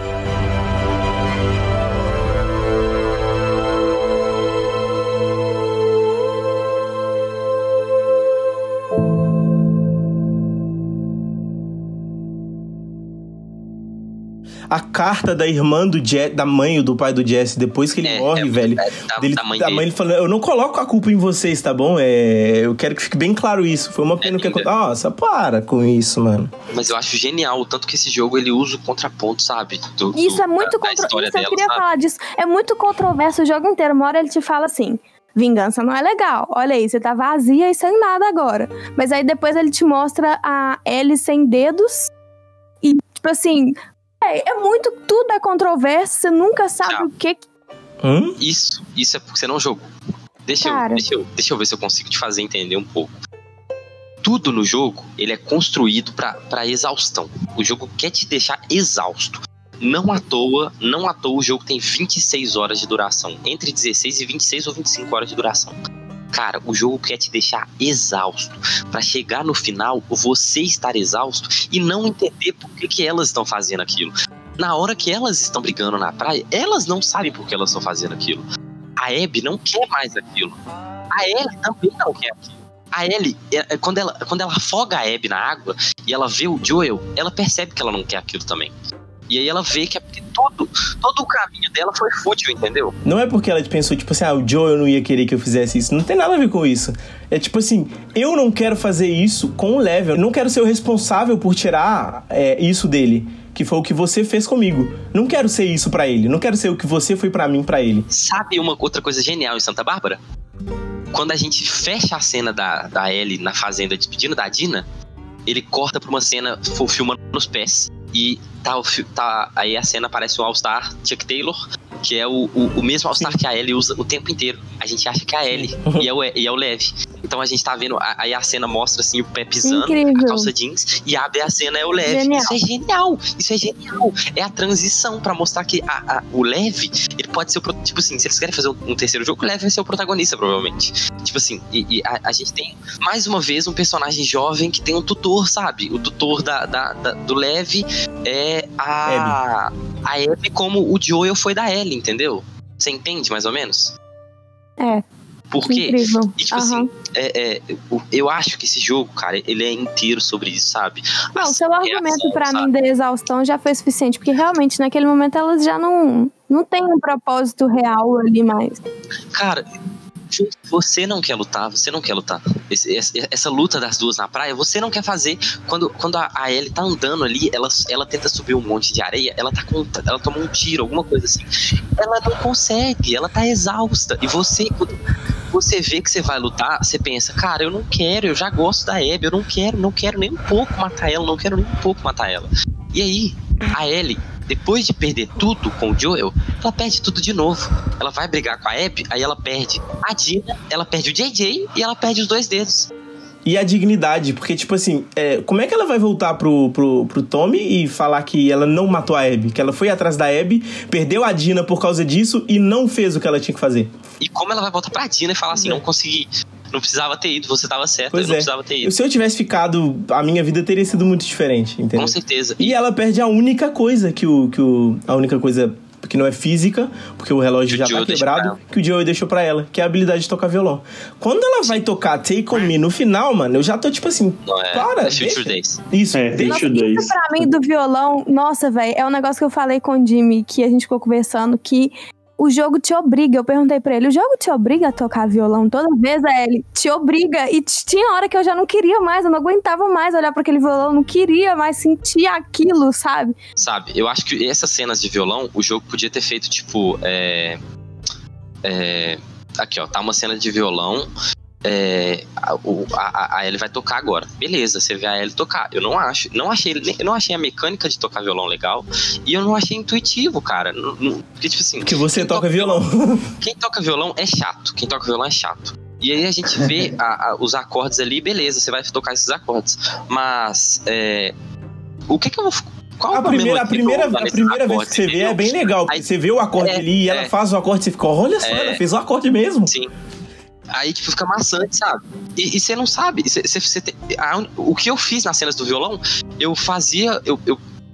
Eu passava rapidão, fazia rápido pra passar e ela tocar de verdade e desenrolar a cena pra não ficar agarrando o jogo. Real.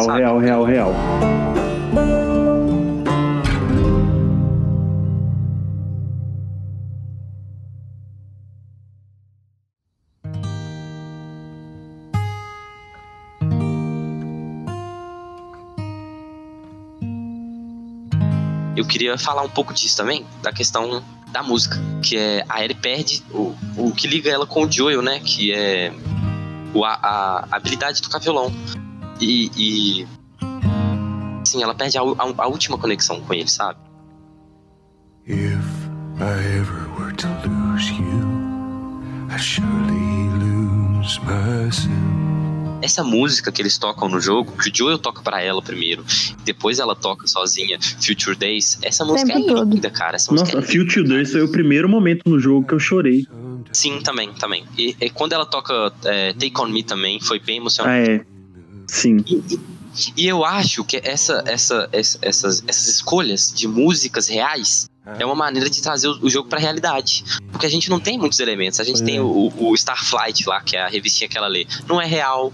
A gente tem as cartinhas nesse jogo, que também não é real. As cartinhas não são reais. Aí, tipo assim, o jogo te dá... Isso aqui é real, tá ligado? O jogo é real, sabe? Ele te pega, ele te bota duas músicas reais. Ele te pega uma música do Future Jam, do Future Jam, do Pearl Jam, que é Future Days. E ele pega uma das músicas mais famosas de todos os tempos, que é Take On Me, do A-ha, sabe? Sim. E aí, tipo assim, ele tipo, joga na realidade, tipo, sabe? Ele deixa o jogo mais real, sabe? Essa música do A-ha, a estética dela não é ser triste. Por isso que carrega tanto esse momento. O que pega? O A-ha, eu não sei se antigamente eles já fizeram versões acústicas, mas em eu vi esse vídeo. Em 2017, eles fizeram um Unplugged. Tem uma versão acústica dela que, assim, é maravilhosa. Doída. Que me lembra muito a versão da Ellie. E aí a Ellie toca uma versão muito parecida com essa versão acústica, só que essa versão acústica aconteceu depois do evento apocalíptico do jogo. Ou seja, no mundo do jogo ela não existe, entendeu? E aí o jogo, ele te dá essa versão melancólica da música, que é uma música melancólica, sabe? Ele não te dá uma versão totalmente animada da música, ele te dá uma versão melancólica, que é uma música que fala de tristeza, decepção, de procura. É a mesma coisa da música Future Days. Cara, essa música, toda vez que eu ouço agora, eu fico com o olho cheio de água e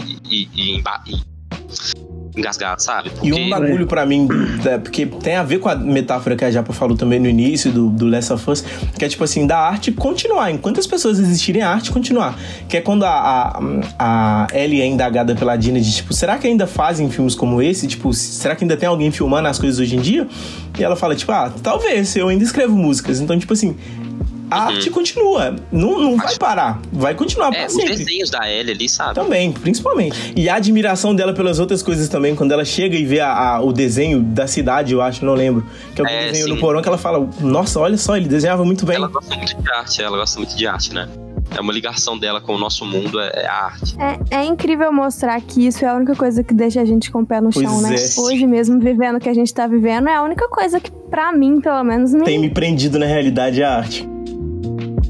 É tipo, a música é muito isso, sabe? Os desenhos da Ellie também são muito importantes. O caderninho da Ellie acessa quem quer. Nossa, sim. Igual Take On Me. Take On Me não é parte da história. Take On Me é easter egg. Take On Me se você explorar, você vê ela tocando Take On Me na loja de música. Mas a questão dos desenhos da Ellie, eles são, tipo assim, marcantes. Eles são melancólicos. Ela faz o Joel com os olhos cortados, sabe?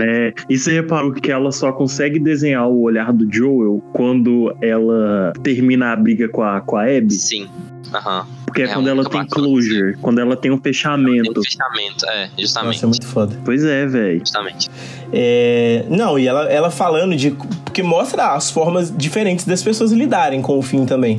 Ela falando de como é que a Dina consegue conversar normalmente sobre o Jesse, sendo que ela não consegue nem pensar no Joel direito. Nossa, as anotações dela sobre o Joel e tal, sobre isso da vida na fazenda. Dela também, né? É um ensaio sobre a ansiedade, Botafé. Eu li aquilo, eu me senti. Cara, aquela cena da fazenda, a primeira cena da fazenda é muito forte, sabe? Quando a gente aquela cena da fazenda, meu Deus. A gente vê a Ellie uma Ellie depois, já recuperada, né? Porque antes dessa cena, ela e a Abby tem um confronto. A Abby só não mata a Ellie por causa do Lev. Não, e é legal os detalhes desse jogo também. Mostra a cicatriz pequenininha no meio da testa da Dina. E elas estão vivendo lá, sabe? O JJ já nasceu, o filho do Jesse e da Dina já nasceu. E as duas estão vivendo uma vida de fazendeiras ali, que é o que elas queriam, né? Elas falam no começo do jogo, sabe? E aí tem essa cena super foda, né? Que a Ellie vai pro celeiro pra guardar as ovelhas. E aí cai uma pá. No que cai a pá, o estresse pós-traumático, ele trabalha com gatilhos, né? A pessoa tem alguma coisa que lembra ela do que aconteceu, que gerou trauma. E aí a pá, um fork, o garfo, sei lá como é que chama, cai por causa do bezerrinho. Aí ela tem todo o insight, né, da porta do celeiro fechando, e aí ela volta pra cena. Joel morre, ela não consegue, ela fica impotente, e ela com o JJ no colo, e ela tá lá gritando, desesperada. A Dina chega, ela volta pra realidade, e a Dina já tá acostumada com isso, sabe? Já parece que é algo recorrente. Parece que a Ellie já faz isso, já fez isso algumas vezes.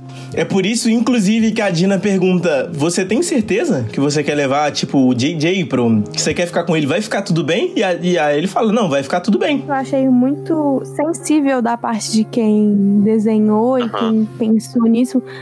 O gatilho é muito forte, mostra exatamente como é ser gatilhado, né? Tipo assim, eu não gosto dessa palavra, mas é exatamente isso. Como acontece no final também, quando ela vê o sangue na mão dela, é a mesma coisa, que ela vê aquilo, nossa, é foda. Que é no momento que ela tá indo embora, ela já tá virando as costas pra Abby, e aí ela olha pra mão dela, ela tá virando as costas pra ir embora. A forma como tudo acontece, sabe? O Tommy volta, informa pra ele que ele sabe onde a Abby tá, a Abby fica perdida, sabe? Absurda. Mas tipo, dá pra ver que ela quer um pouco, mas que ela não vai. Não dá pra ver que ela não vai, que sabe? Força muito ela a ir é a questão de que se ela não for, ninguém vai. Ela acha que ela deve isso pro Tommy, principalmente porque o Tommy não vai poder ir. Ele fala isso pra ele, ele fala: se você não for, ninguém vai, né? E ele tipo olha pra perna dele, tipo assim, realmente ninguém vai se você não for. E sabe uma coisa muito legal? É você ver o quanto que essa birra da Ellie e da Abby deixou o próprio Tommy muito amargo. Sim, ele tá extremamente amargo. Porque no início, tipo, ele tava assim, velho, tipo, ele tava tranquilo, entre aspas, né? Com esse rolê da morte e tal, não vamos atrás, vamos deixar a Jackson vulnerável, não sei o quê. E aí ele vai do extremo, entendeu? Acho que foi mais bait pra ninguém ir e ele poder ir sozinho, pra ninguém desconfiar que ele já tá indo. Mas aí eu acho que ele falou isso de deixar Jackson vulnerável muito pra falar, né? Porque ele fala isso e sai. Ele fala isso e sai sozinho, sabe? Mas eu acho que, tipo assim, eles estavam de boa antes do Joe morrer, né? Todo mundo tava de boa antes do Joe morrer. O Joe tava de boa antes dele morrer. Velho, você tá 5 anos de boa, O Tommy, depois que o Joe morre, ele tá completamente transtornado, sabe? Só de você pensar que eles ficaram muito tempo sem se ver. O jogo não informa, né? Mas no primeiro jogo, eles ficaram muito tempo sem se ver. São uns 10 anos. Falam uns 10 anos que eles não se viam, sabe? E aí depois no final... 10 anos no Apocalipse Zumbi, eu já acho que você morreu. Desculpa. Justamente. E eles já estão há 5 anos juntos, né? E vivendo como irmãos de novo, 2, sabe? Mas o que pega? A Ellie, ela quer sim matar a Abby. Ela sente que ela não teve um fechamento. Quando o Tommy tá falando com ela tá ouvindo. Ela só sai do transe, ela entra em transe praticamente. Sim. Ela só sai do transe quando a Dina fala alguma coisa. Aí ela tipo olha pra Dina assim, tipo, E a gente não vai, a gente tá de boa aqui. Tanto que corta a cena, a Ellie tá acordando de noite e fazendo as malas pra ir embora, tá ligado? Ela queria ir, ela só faltava informação. E aí ela parte pra fazer a vingança dela, tá ligado? Eu acho que nem é tanto questão disso, não. Acho que ela teria... Ela foi atrás da Abby uma vez. Eu acho que ela iria atrás de novo se ela quisesse. O que não fez ela ir foi a Dina. Mas o que reforçou pra ela ter que ir foi o Tommy ter voltado. Tommy foi o último gatilho que ela precisava pra ir. Tanto que Cadina pede pra ela não ir, já não é mais, porque agora ela já sabe onde que ela tá. O que ela não podia saber onde que ela tava, ela não ia atrás disso. Eu não vou atrás dela. Mas se a informação vinha até mim, aí ela já se sente na obrigação de ter que ir. Pois é. E ela se arrepende diversas vezes no caminho, mas você vê que ela não volta. Você vê que ela é muito inconsequente e obstinada a fazer o que ela quer fazer. Porque ela não volta, ela tá se arrependendo durante o caminho, mas ela não volta. Ela fala de Vegas, fala que Vegas tá lotada de zumbis. E que ela teve que dar a volta porque ela nem teve coragem de entrar. E tipo assim, ela falando o tempo inteiro que ela só queria voltar, que ela sente saudade do JJ, que ela não devia ter ido embora. Mas ela não volta.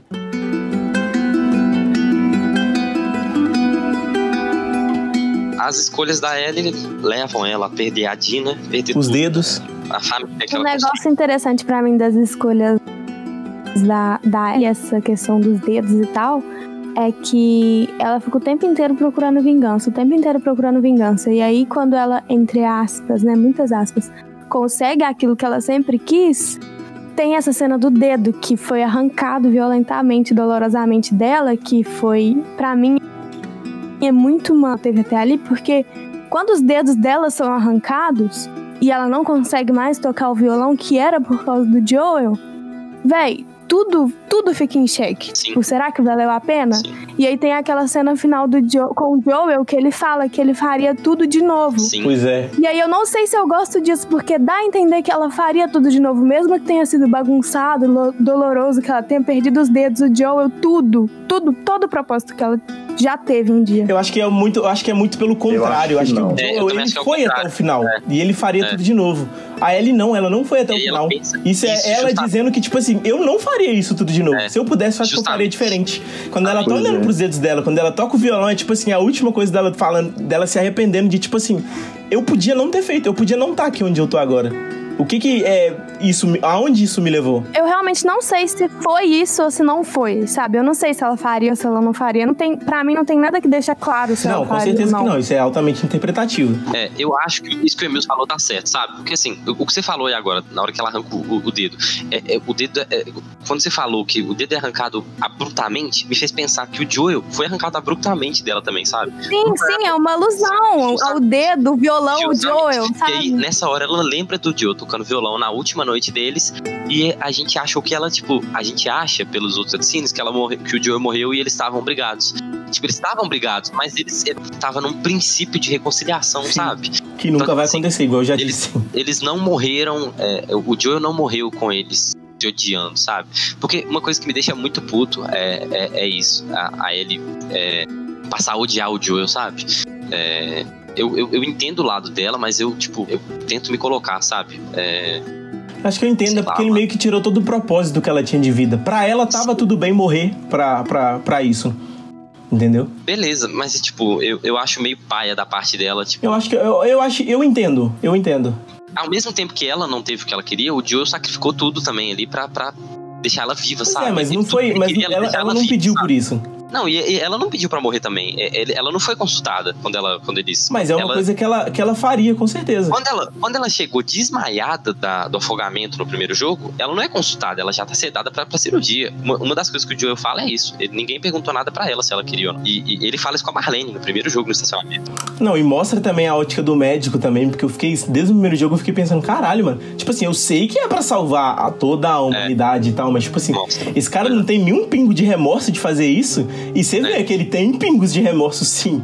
Ele tá se perguntando, tipo assim, será que isso é o certo? Mas ele vai até o final também. Ele vai fazer. Justamente, é a missão dele. Se ele tivesse feito, ele provavelmente ia se arrepender o resto da vida, mesmo tendo feito uma das melhores coisas. É igual o Einstein entregando a bomba atômica pros Estados Unidos, porque ele achava que era o melhor se fazer. Porque mais alguém ia descobrir isso. E se ele não entregasse pros Estados Unidos, podia ser bem pior. Ou o Santos Dumont, né, entrando em depressão por causa do avião usado na guerra também. Pois é.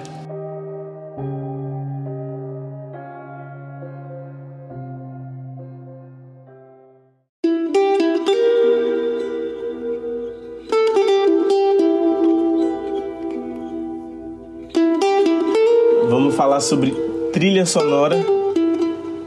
Sério, Gustavo Santaolalla. Puta merda, velho. Puta merda. Esse cara é brilhante. Sério. Ele te passa uma emoção com a trilha dele, com o banjo, que é tipo é absurdo. Você fica absorto na trilha sonora com o que tá acontecendo na tela. Porque muitas das vezes você não tá prestando atenção.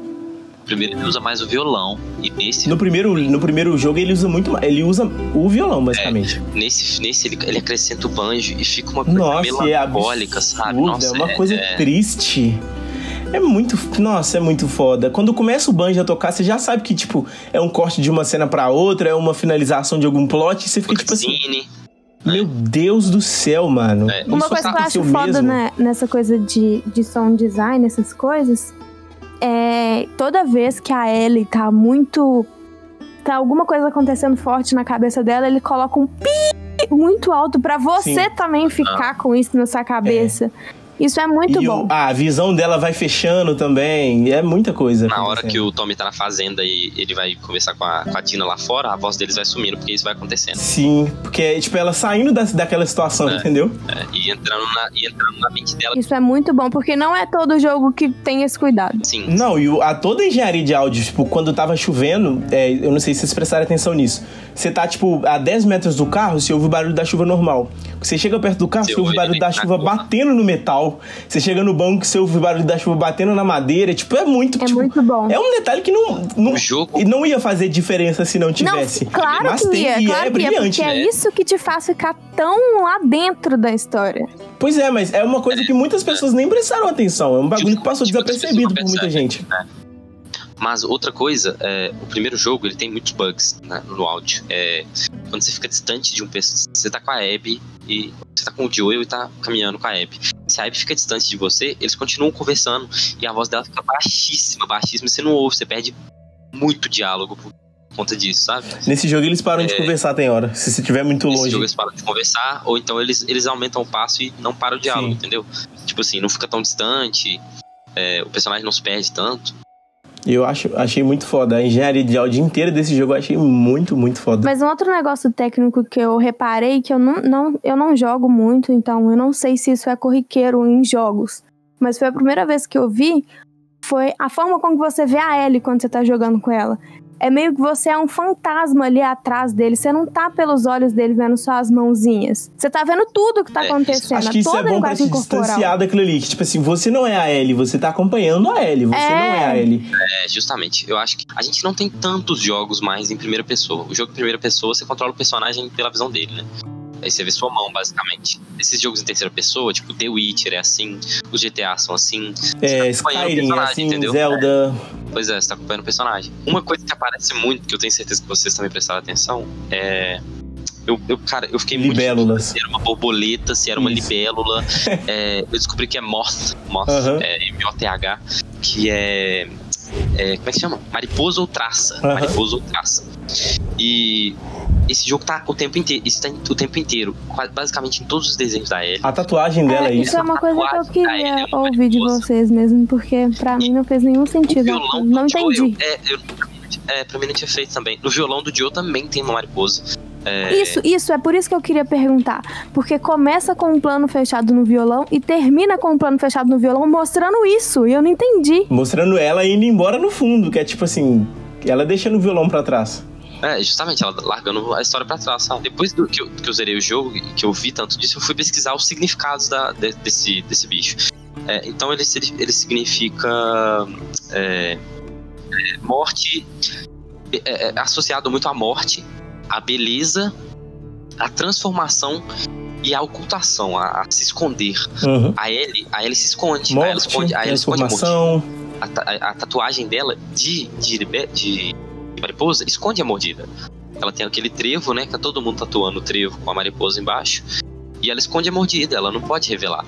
Ela não revela nem pra Dina, ela só vai revelar mais pra frente pra Dina, que ela é imune, que ela respira esporos. A Dina descobre sim, né? Ela respira esporos e a Dina vê que ela é imune. Nossa, aquela cena é muito bizarra. Nossa, me dá um medo. Me deu um medão foda da Dina tirar a porra da máscara.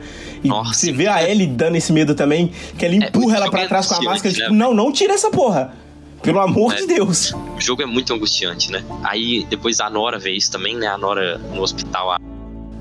Também. E essa cena é bem foda também. Uma coisa que ela volta totalmente quebrada pro teatro. Uma coisa que a gente não falou, que eu acho muito importante, o Joel, ele é um sociopata. Ele é psicopata. Ele mata sem remorso. Ele mata e não sente. Acho que isso foi construído nele. Ele não foi um psicopata desde sempre. Acho que o cenário construiu isso nele. Eu acho que a virada dele é a morte da filha. Foram uns 20 anos que a gente não viu do Joel. Sim, é a adequação ao mundo, né? Sim. Ele vira um contrabandista, né? Porque todo mundo é meio que assim agora. Quem não é assim é raro. São as galeras de como é que é o nome da Jackson, entendeu? E aí, cara, a Ellie não é assim. A Abby não é assim. Também não. A Abby mata o Joel, ela fica pensando, ela sonha. A Ellie mata cada um deles. Cada um que ela mata, ela sente. E ela vai quebrando aos poucos. Ela vai quebrando. Quando ela mata a Nora, ela chega lá, toda arregaçada. Ela cai em prantos com a Dina. Quando ela mata a Mel, ela desaba. Ela não, a morte da Mel é foda. Depois eu fui ouvir, eu vi que dá pra você ouvir o Owen falando que ela tá, ele murmurando no meio do sangue que ela tá grávida, né? Aí a Ellie ouve isso, ela vai e puxa assim, ela vê a Mel grávida e ela começa a tipo, entrar em pânico, tá ligado? Então a Ellie, ela não mata sem remorso. Aí isso foi um bagulho que me deslocou muito também, porque eu fiquei tipo assim, caralho, não, dá pra salvar o bebê ainda, galera. Já tá em tipo muitos meses, mas tipo assim, não tem como nesse cenário você salvar o bebê, não tem como. Morreu todo mundo e acabou. Justamente. Inclusive a médica, que era a mãe dele. Ela era a médica. Justamente. Mas é muito disso, sabe? A Ellie e a Abby, elas pensam nas mortes. A Abby, não sei se tanto, mas a Ellie sente bastante as mortes. A Ellie sente muito as mortes. A Ellie é mais inconsequente, mas é porque a Abby, ela meio que não mata muito ninguém. Não, a Abby não sente muitas mortes. A Ellie sente. A Ellie sente muito as mortes. A Abby não sente muito. Mas a Abby atira na cabeça do Jesse de boa e ela atira na cabeça do Tommy de boa também, né? Nossa, cara, a morte do Jesse pra mim, eu fiquei tipo, não, o que foi muito rápido, foi muito rápido. Foi igual mortes na vida real. Foi muito rápido, velho, foi tipo muito chocante. Falando que ele amava as duas pra sempre, ele só morreu, não teve despedida. Ele só tomou na cara. Chocante, muito chocante, muito rápido, não teve nada, ele tava saindo, não teve, foi, mano. Ele tava no lugar errado, na hora errada, simplesmente.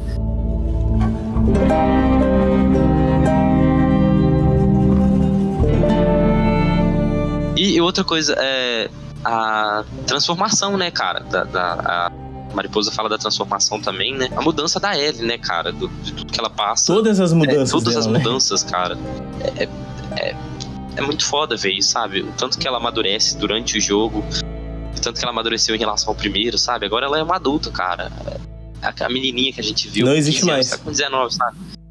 Justamente. Eu tive uma super viagem nisso com o processo da Ellie, porque o tempo inteiro estão mostrando a Ellie e o violão, o Joel e a Ellie, sempre isso.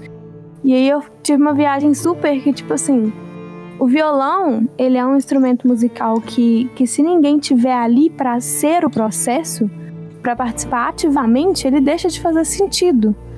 Porque ele só faz sentido se tem alguém ali pra ser junto com ele.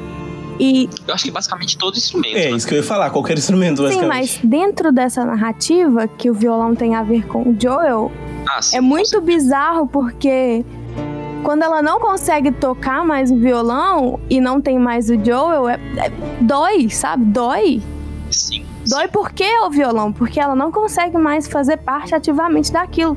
Da mesma forma que ela não consegue mais fazer parte ativamente da vida do Joel, porque ele morreu. E como ela sente que não vai ter ele também, né? Que ele não vai fazer mais parte da vida dela. Nunca mais.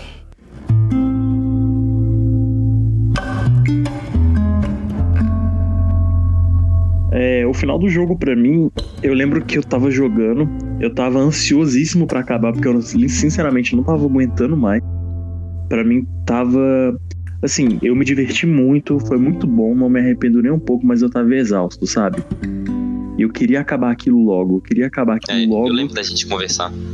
Porque eu não tinha psicológico. E eu lembro que quando acabou, os créditos foram subindo, né? Eu não pulei, porque, tipo, eu fiquei sem zoeira nenhuma, eu fiquei, tipo, num estado estático, onde eu só conseguia olhar pra televisão e sentir coisas que nenhum tipo de mídia já me fez sentir antes. Filme, cara, série, jogo. Isso que você falou é mesmo, mano. Esse jogo fez a gente sentir muitas coisas que a gente nunca achou que a gente ia sentir, principalmente no jogo, sabe? Pois é, por isso que eu falo que Se você não entendeu, entre aspas, o jogo, é porque você não tem maturidade emocional pra isso, sabe?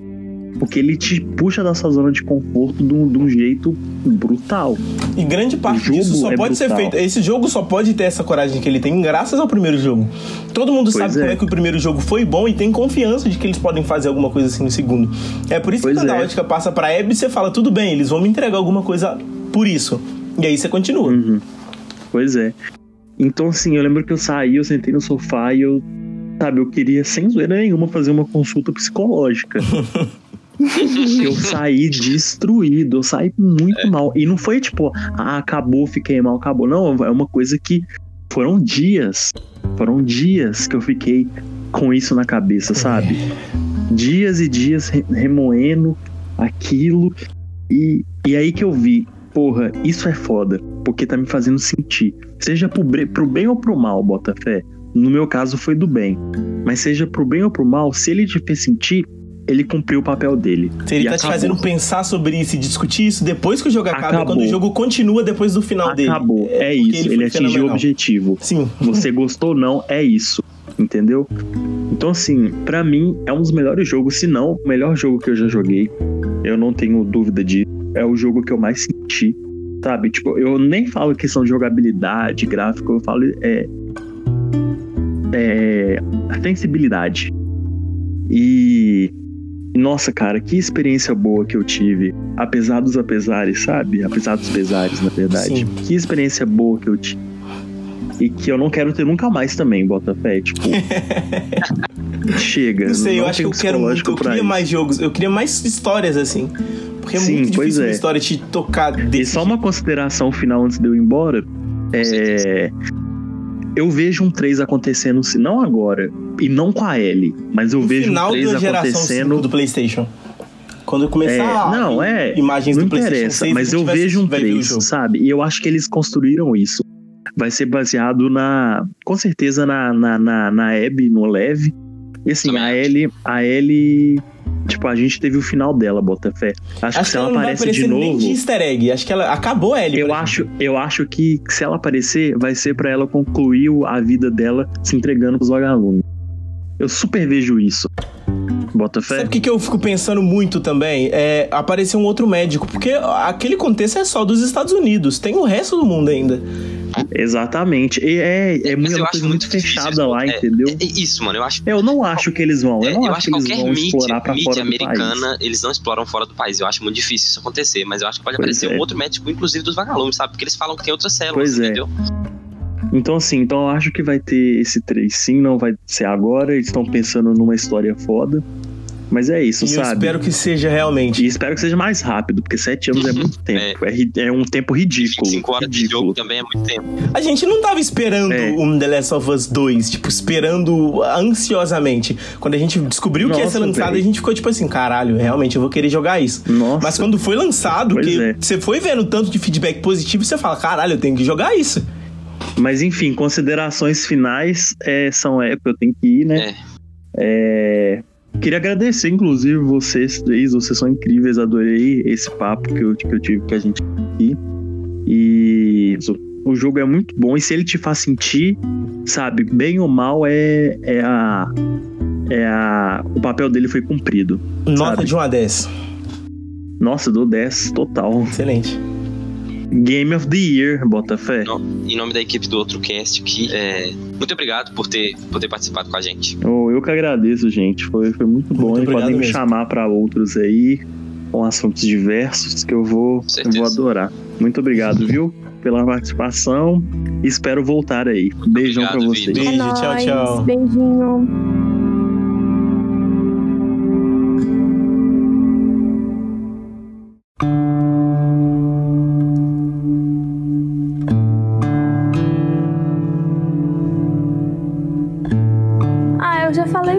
Sobre o jogo, assim, só queria voltar no que eu disse, que me incomodou muito essa questão de não ter quase nenhuma, 99,9% de homens na criação do jogo, mas que isso diminuiu um pouco a potência do jogo pra mim, mas que a linguagem do jogo, assim, mudou muito o que eu penso, não só sobre game, mas sobre meu trabalho sobre tudo, basicamente, assim, minha visão. Foi muito intenso toda essa experiência, assim, foi foda, doeu muitas vezes, realmente, doeu. Doeu. Mas a única coisa que eu queria era que o jogo me dissesse se ela faria ou não tudo de novo, sabe? Mesmo que eu, tipo, não tenha certeza se isso me traria um acalento ou não, mas eu queria ter essa resposta real, sabe? Palpável. Mas assim, é óbvio que o final fica aí interpretativo, como os outros filmes que eu citei, que eu falei, né, que eu gosto e tal, que também tem essa coisa de ver mais de uma história. Mas eu queria que o jogo me desse algo, sabe? Porque eu não tenho nada. Eu não tenho nada pra, sabe? Nada, tem um buraco. E é um buraco diferente das outras obras que terminam, né? Porque às vezes o buraco, igual quando você termina de ler uma série de livros grande, o buraco é só porque você não vai ter mais daquilo. Aquilo acabou. Esse buraco é diferente. Exatamente. É um buraco do tipo, acabou ali mesmo, mas o seu buraco não é porque acabou, é porque continua. Não tem. Você sabe que continua. Não tem algo pra você se agarrar. Quando algo acaba, por exemplo, Game of Thrones. Acabou, foi ruim, mas teve algo. Você consegue se prender em que foi ruim, entendeu? Foi no final. Mas uma das coisas que eu acho muito geniais nesse jogo também é o final interpretativo, né? Porque você não sabe o que a Ellie vai fazer, pra onde ela vai. Você não sabe se a Abby conseguiu ir pros vagalumes. Isso é importante, porque eu acho que nem ela sabe o que ela vai fazer. Eu não sei se isso ficou claro. Tipo, pra mim, o problema do final nem é isso, tipo, de não saber o que vai acontecer. Não, e essa parte também, né, da interpretação, se você... Da cena do Joel, né, se ela exatamente, faria, né? É isso. Eu interpreto, eu acho que o Emilson também, pelo que a gente conversou antes, que ela deixou de matar a Abby pela cutscene, né, porque ela não faria de novo, exatamente. Talvez. Eu acho que isso é ela repensando coisas que lá na frente ela vai pensar nisso, ela vai pensar que ela não faria isso de novo. Ou então que ela faria isso tudo de novo. Ela só é daquele jeito porque tudo isso aconteceu, Fraga. Então se ela não tivesse feito tudo, ela ia viver o resto da vida dela amargurada pensando que ela poderia ter ido atrás da Abby. Pois é um buraco, mano, não tem o que dizer. Outra coisa que é impensável também, a galera fala muito no Twitter que as duas deveriam ser amigas. Meu Deus, não. Não, 1000 vezes não. Pelo amor de Deus. Não faz sentido nenhum. Nota de 1 a 10, Japa. Eu vou dar nota... Mentira! Tô brincando, pode continuar. Eu vou dar nota 7. Meu Deus! Eu daria 10, porque a compreensível pelos seus motivos. Vocês já sabem, porque a linguagem pra mim é perfeita, impecável, mas a questão das minas doeu. Entendo, faz sentido. Já sabem aí agora, né, estúdios? Coloquem minas, senão a Japa vai tirar 3 pontos de vocês. 3 pontos são muita coisa.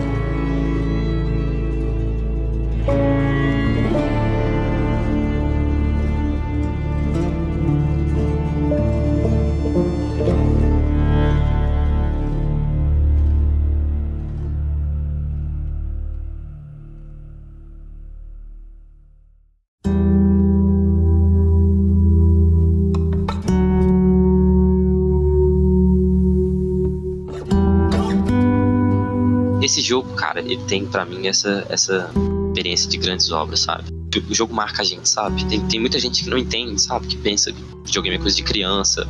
Esse jogo definitivamente não é de criança. Definitivamente. Inclusive, a faixa etária dele, você sabe? Eu tava pensando nisso, Eu não sei se ele é mais 18, porque ele tem que ser mais 18, sim, né? Ele tem sexo explícito. Pois e violência. Extrema.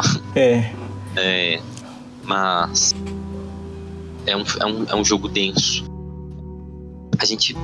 É um jogo que faz pensar, sabe? Faz pensar no que a gente quer, no que a gente vai fazer pra obter o que a gente quer. Se vale a pena sacrificar as coisas pra obter o que a gente quer. O que a gente vai sacrificar pra gente obter o que a gente quer. Pensar nos outros, cara.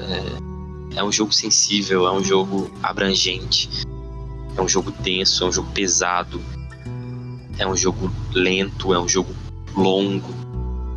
É um jogo, igual eu já disse, construído pra exaustão. Ele quer te levar à exaustão pra você entender a exaustão das personagens no final, sabe? É um jogo necessário. A gente tava carecendo já ainda carece, né? Como a Japa ficou satisfeita por não ter mulheres envolvidas do lado de fora do jogo, né? Na produção do jogo, na pós-produção do jogo. Mas eu acho que já é muito satisfatório a gente ter um personagem principal que faz parte da bandeira LGBTQ a mais. E ter esses personagens não estereotipados, sabe? Uma mulher muito forte, que é sensível. Uma mulher lésbica que não é um touro, que não é um tanque de guerra. Tá ali fazendo as coisas movida pelo ódio, sabe? Que não é quem ela é também. Acho que o jogo te leva muito a pensar. É um jogo que você acaba e você pensa no jogo. Não tem como você acabar esse jogo e não pensar. Se você acabou o jogo e desligou o videogame e ficou por isso, você jogou errado. É um psicopata. Você jogou o jogo errado, você não entendeu a mensagem do jogo que a gente passar. Eu acho que é isso, sabe? Você tem que ir de coração aberto pro jogo, porque o jogo vai... E confiar. Quer dizer, se você tá ouvindo até agora, você perdeu metade do jogo. Mas joga mesmo assim. Pode confiar na Naughty Dog. A Naughty Dog sabe o que ela tá fazendo. Se você jogou e achou ruim também, acho que você devia... morrer. Brincadeira, gente. Brincadeira. Não, e conversem com as pessoas, porque, por exemplo, pra mim tem muita coisa que eu não tinha entendido. Tipo, por que eles fizeram essa linguagem, por que essa linguagem conversa com vingança, e depois de conversar com vocês, eu realmente entendi que faz muito sentido, sim. E pensando agora, depois de você ter falado isso, eu não sei se é tão assim... É batido, ainda é sobre vingança, ainda é sobre zumbi, mas não é aquela vingança convencional, né? De, conseguir, igual daquele cara lá, daquele mano que sequestra a família dele, ele vai lá e... Eu li nisso. Eu acho que ser sobre zumbi é quase um adereço, sabe? Não é tipo um bagulho tão relevante, assim. Podia ser qualquer outro tipo de distopia. Funcionaria. Mas vamos lá, Jimmy. Nota de 1 a 10. Cara, eu acho o jogo incrível, mas pra mim não é um 10. O 1 pra mim é um 10. O 2 pra mim é 9. Ok.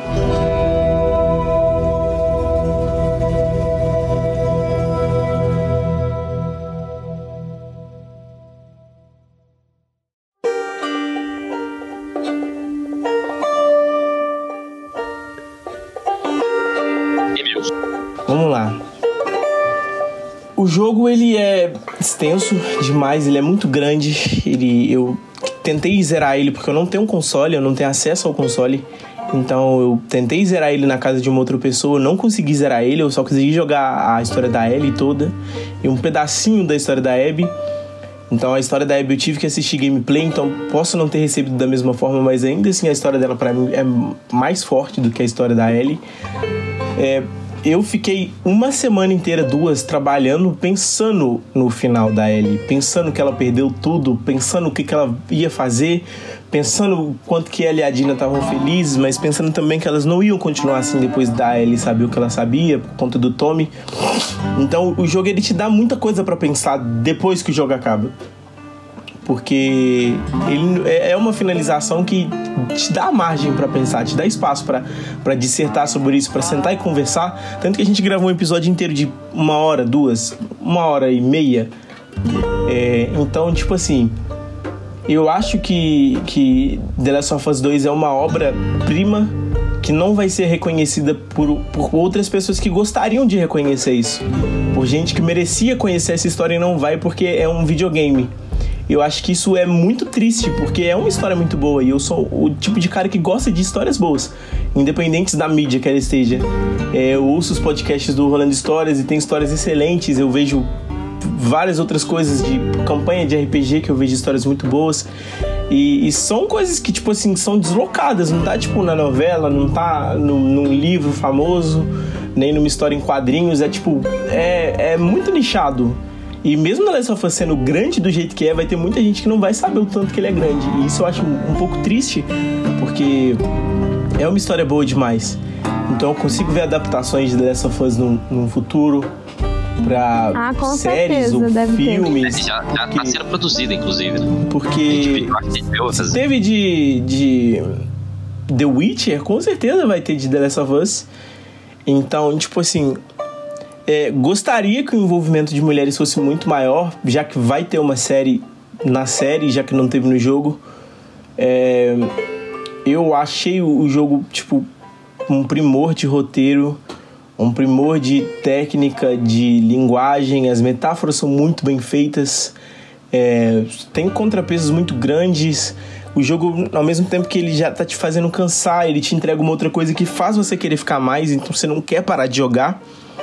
E quando você termina de jogar, você não quer jogar mais, entendeu? Se fosse ter qualquer coisa além disso, depois do violão, a gente não ia querer jogar, porque cansou, ali já era o máximo do que a gente aguentava, entendeu? Então, igual o Vitor falou, você termina o jogo, você quer ir para um psicólogo para conversar com ele sobre o jogo. E isso é verdade, você tem a necessidade de conversar com alguém sobre o jogo. Assim que eu terminei, eu instantaneamente chamei o Lucas, chamei o Vitor para conversar, falei pra Japa ver o jogo, porque é um jogo fenomenal. E é uma pena ser uma mídia que não vai conseguir atingir todo mundo. Nenhuma mídia atinge todo mundo, obviamente. Mas a dos videogames atinge uma parcela muito pequena. E o foda é que pra mim, pelo menos, não funciona em outra mídia do mesmo jeito que funciona no videogame, né, cara? Não funciona. Pois é, um jogo a história tem 8 horas. Né? Então, tipo assim, é um jogo excelente de todas as formas que eu já falei. É o que toda obra pra mim, quando você termina ele, você tá dissertando sobre ela, pensando sobre ela, discutindo sobre ela, depois dela já ter acabado, é uma obra que concluiu o que ela tinha que fazer, ela fez o que ela tinha que ser feito, entendeu? Então, é um jogo pra mim que marcou. Pra mim, o resto da minha vida eu vou lembrar desse jogo. Eu vou querer que meus filhos joguem esse jogo quando eles estiverem preparados pra isso.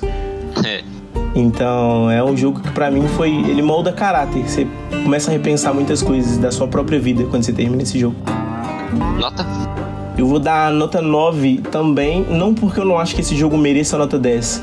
É porque a Japa me fez repensar essa questão das mulheres, e pra ela são 3 pontos, obviamente.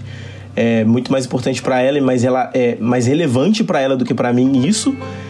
Eu consigo separar isso do jogo, mas entendo que não tem como separar tudo também. O jogo seria nota 10 se ele não tivesse esse pequeno problema pra mim, que é realmente um problema muito grave. Então eu dou nota 9 pra ele, é a mesma nota que eu dou pro primeiro jogo. Eu ainda não joguei um jogo nota 10. Esse jogo, ele merecia nota 10. Não tem por isso. Merecia. Isso dói. Mas... representatividade no jogo e representatividade na hora de fazer também, né? Sim, porque não adianta. É porque fica meio bobo você falar sobre uma coisa que não tem em você. É muito fácil a gente chegar aqui, a gente falar de inclusão, a gente falar de qualquer outra coisa que a gente não gosta e a gente ser assim no dia a dia, entendeu? O Djonga fala muito isso, que é tipo... você não ser o que você tá falando. E meio que foi o que aconteceu nesse jogo. Então, tipo assim... eu acho bobo também crucificar o jogo por isso, porque isso é meio que... você dá valor e significância pra jogos que não são assim, entendeu? Tipo, o jogo pode ser bom feito somente por homens, isso não significa que ele vai ter que ser ruim só porque não tem a representatividade que ele mostra na criação do jogo, mas deveria ter isso na criação do jogo. Eu acho que era necessário. Então tenham mais jogos como Last of Us, por favor, mas que eles também sejam o que eles pregam. Representatividade, isso aí.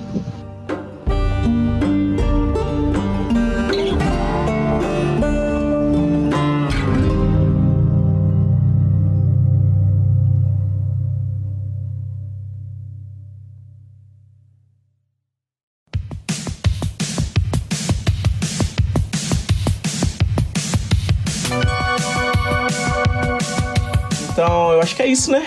Finalizamos o nosso primeiro episódio. Espero que vocês tenham gostado. Se vocês ouviram até aqui, sigam a gente no Instagram, que é OutroCast, acreditem se quiser. E lá a gente vai estar postando os nossos próximos episódios. A gente não vai prometer quando que a gente lança, mas a gente está planejando serem episódios quinzenais. Então são 2 episódios mensais. E é isso, fiquem de olho e aguardem por mais coisas. Muito obrigado por ouvirem a gente até aqui. E esperem atentos e com o coração aberto por novas coisas. Algum acréscimo, Japa, Jimmy? E divulguem o OutroCast. Por favor. Divulguem o OutroCast. Muito obrigado a todos que ouviram a gente, dedicaram o seu precioso tempo para nos ouvir. Espero que vocês estejam... Você esteja fazendo... Lavando vasilha. Exatamente. Lavando vasilha, dirigindo, sei lá. Muito obrigado. É isso aí. E a gente volta depois. Falou! Galera.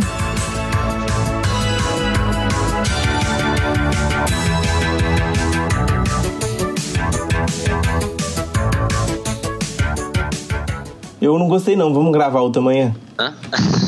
Mano, imagina se o Craig trollar a gente.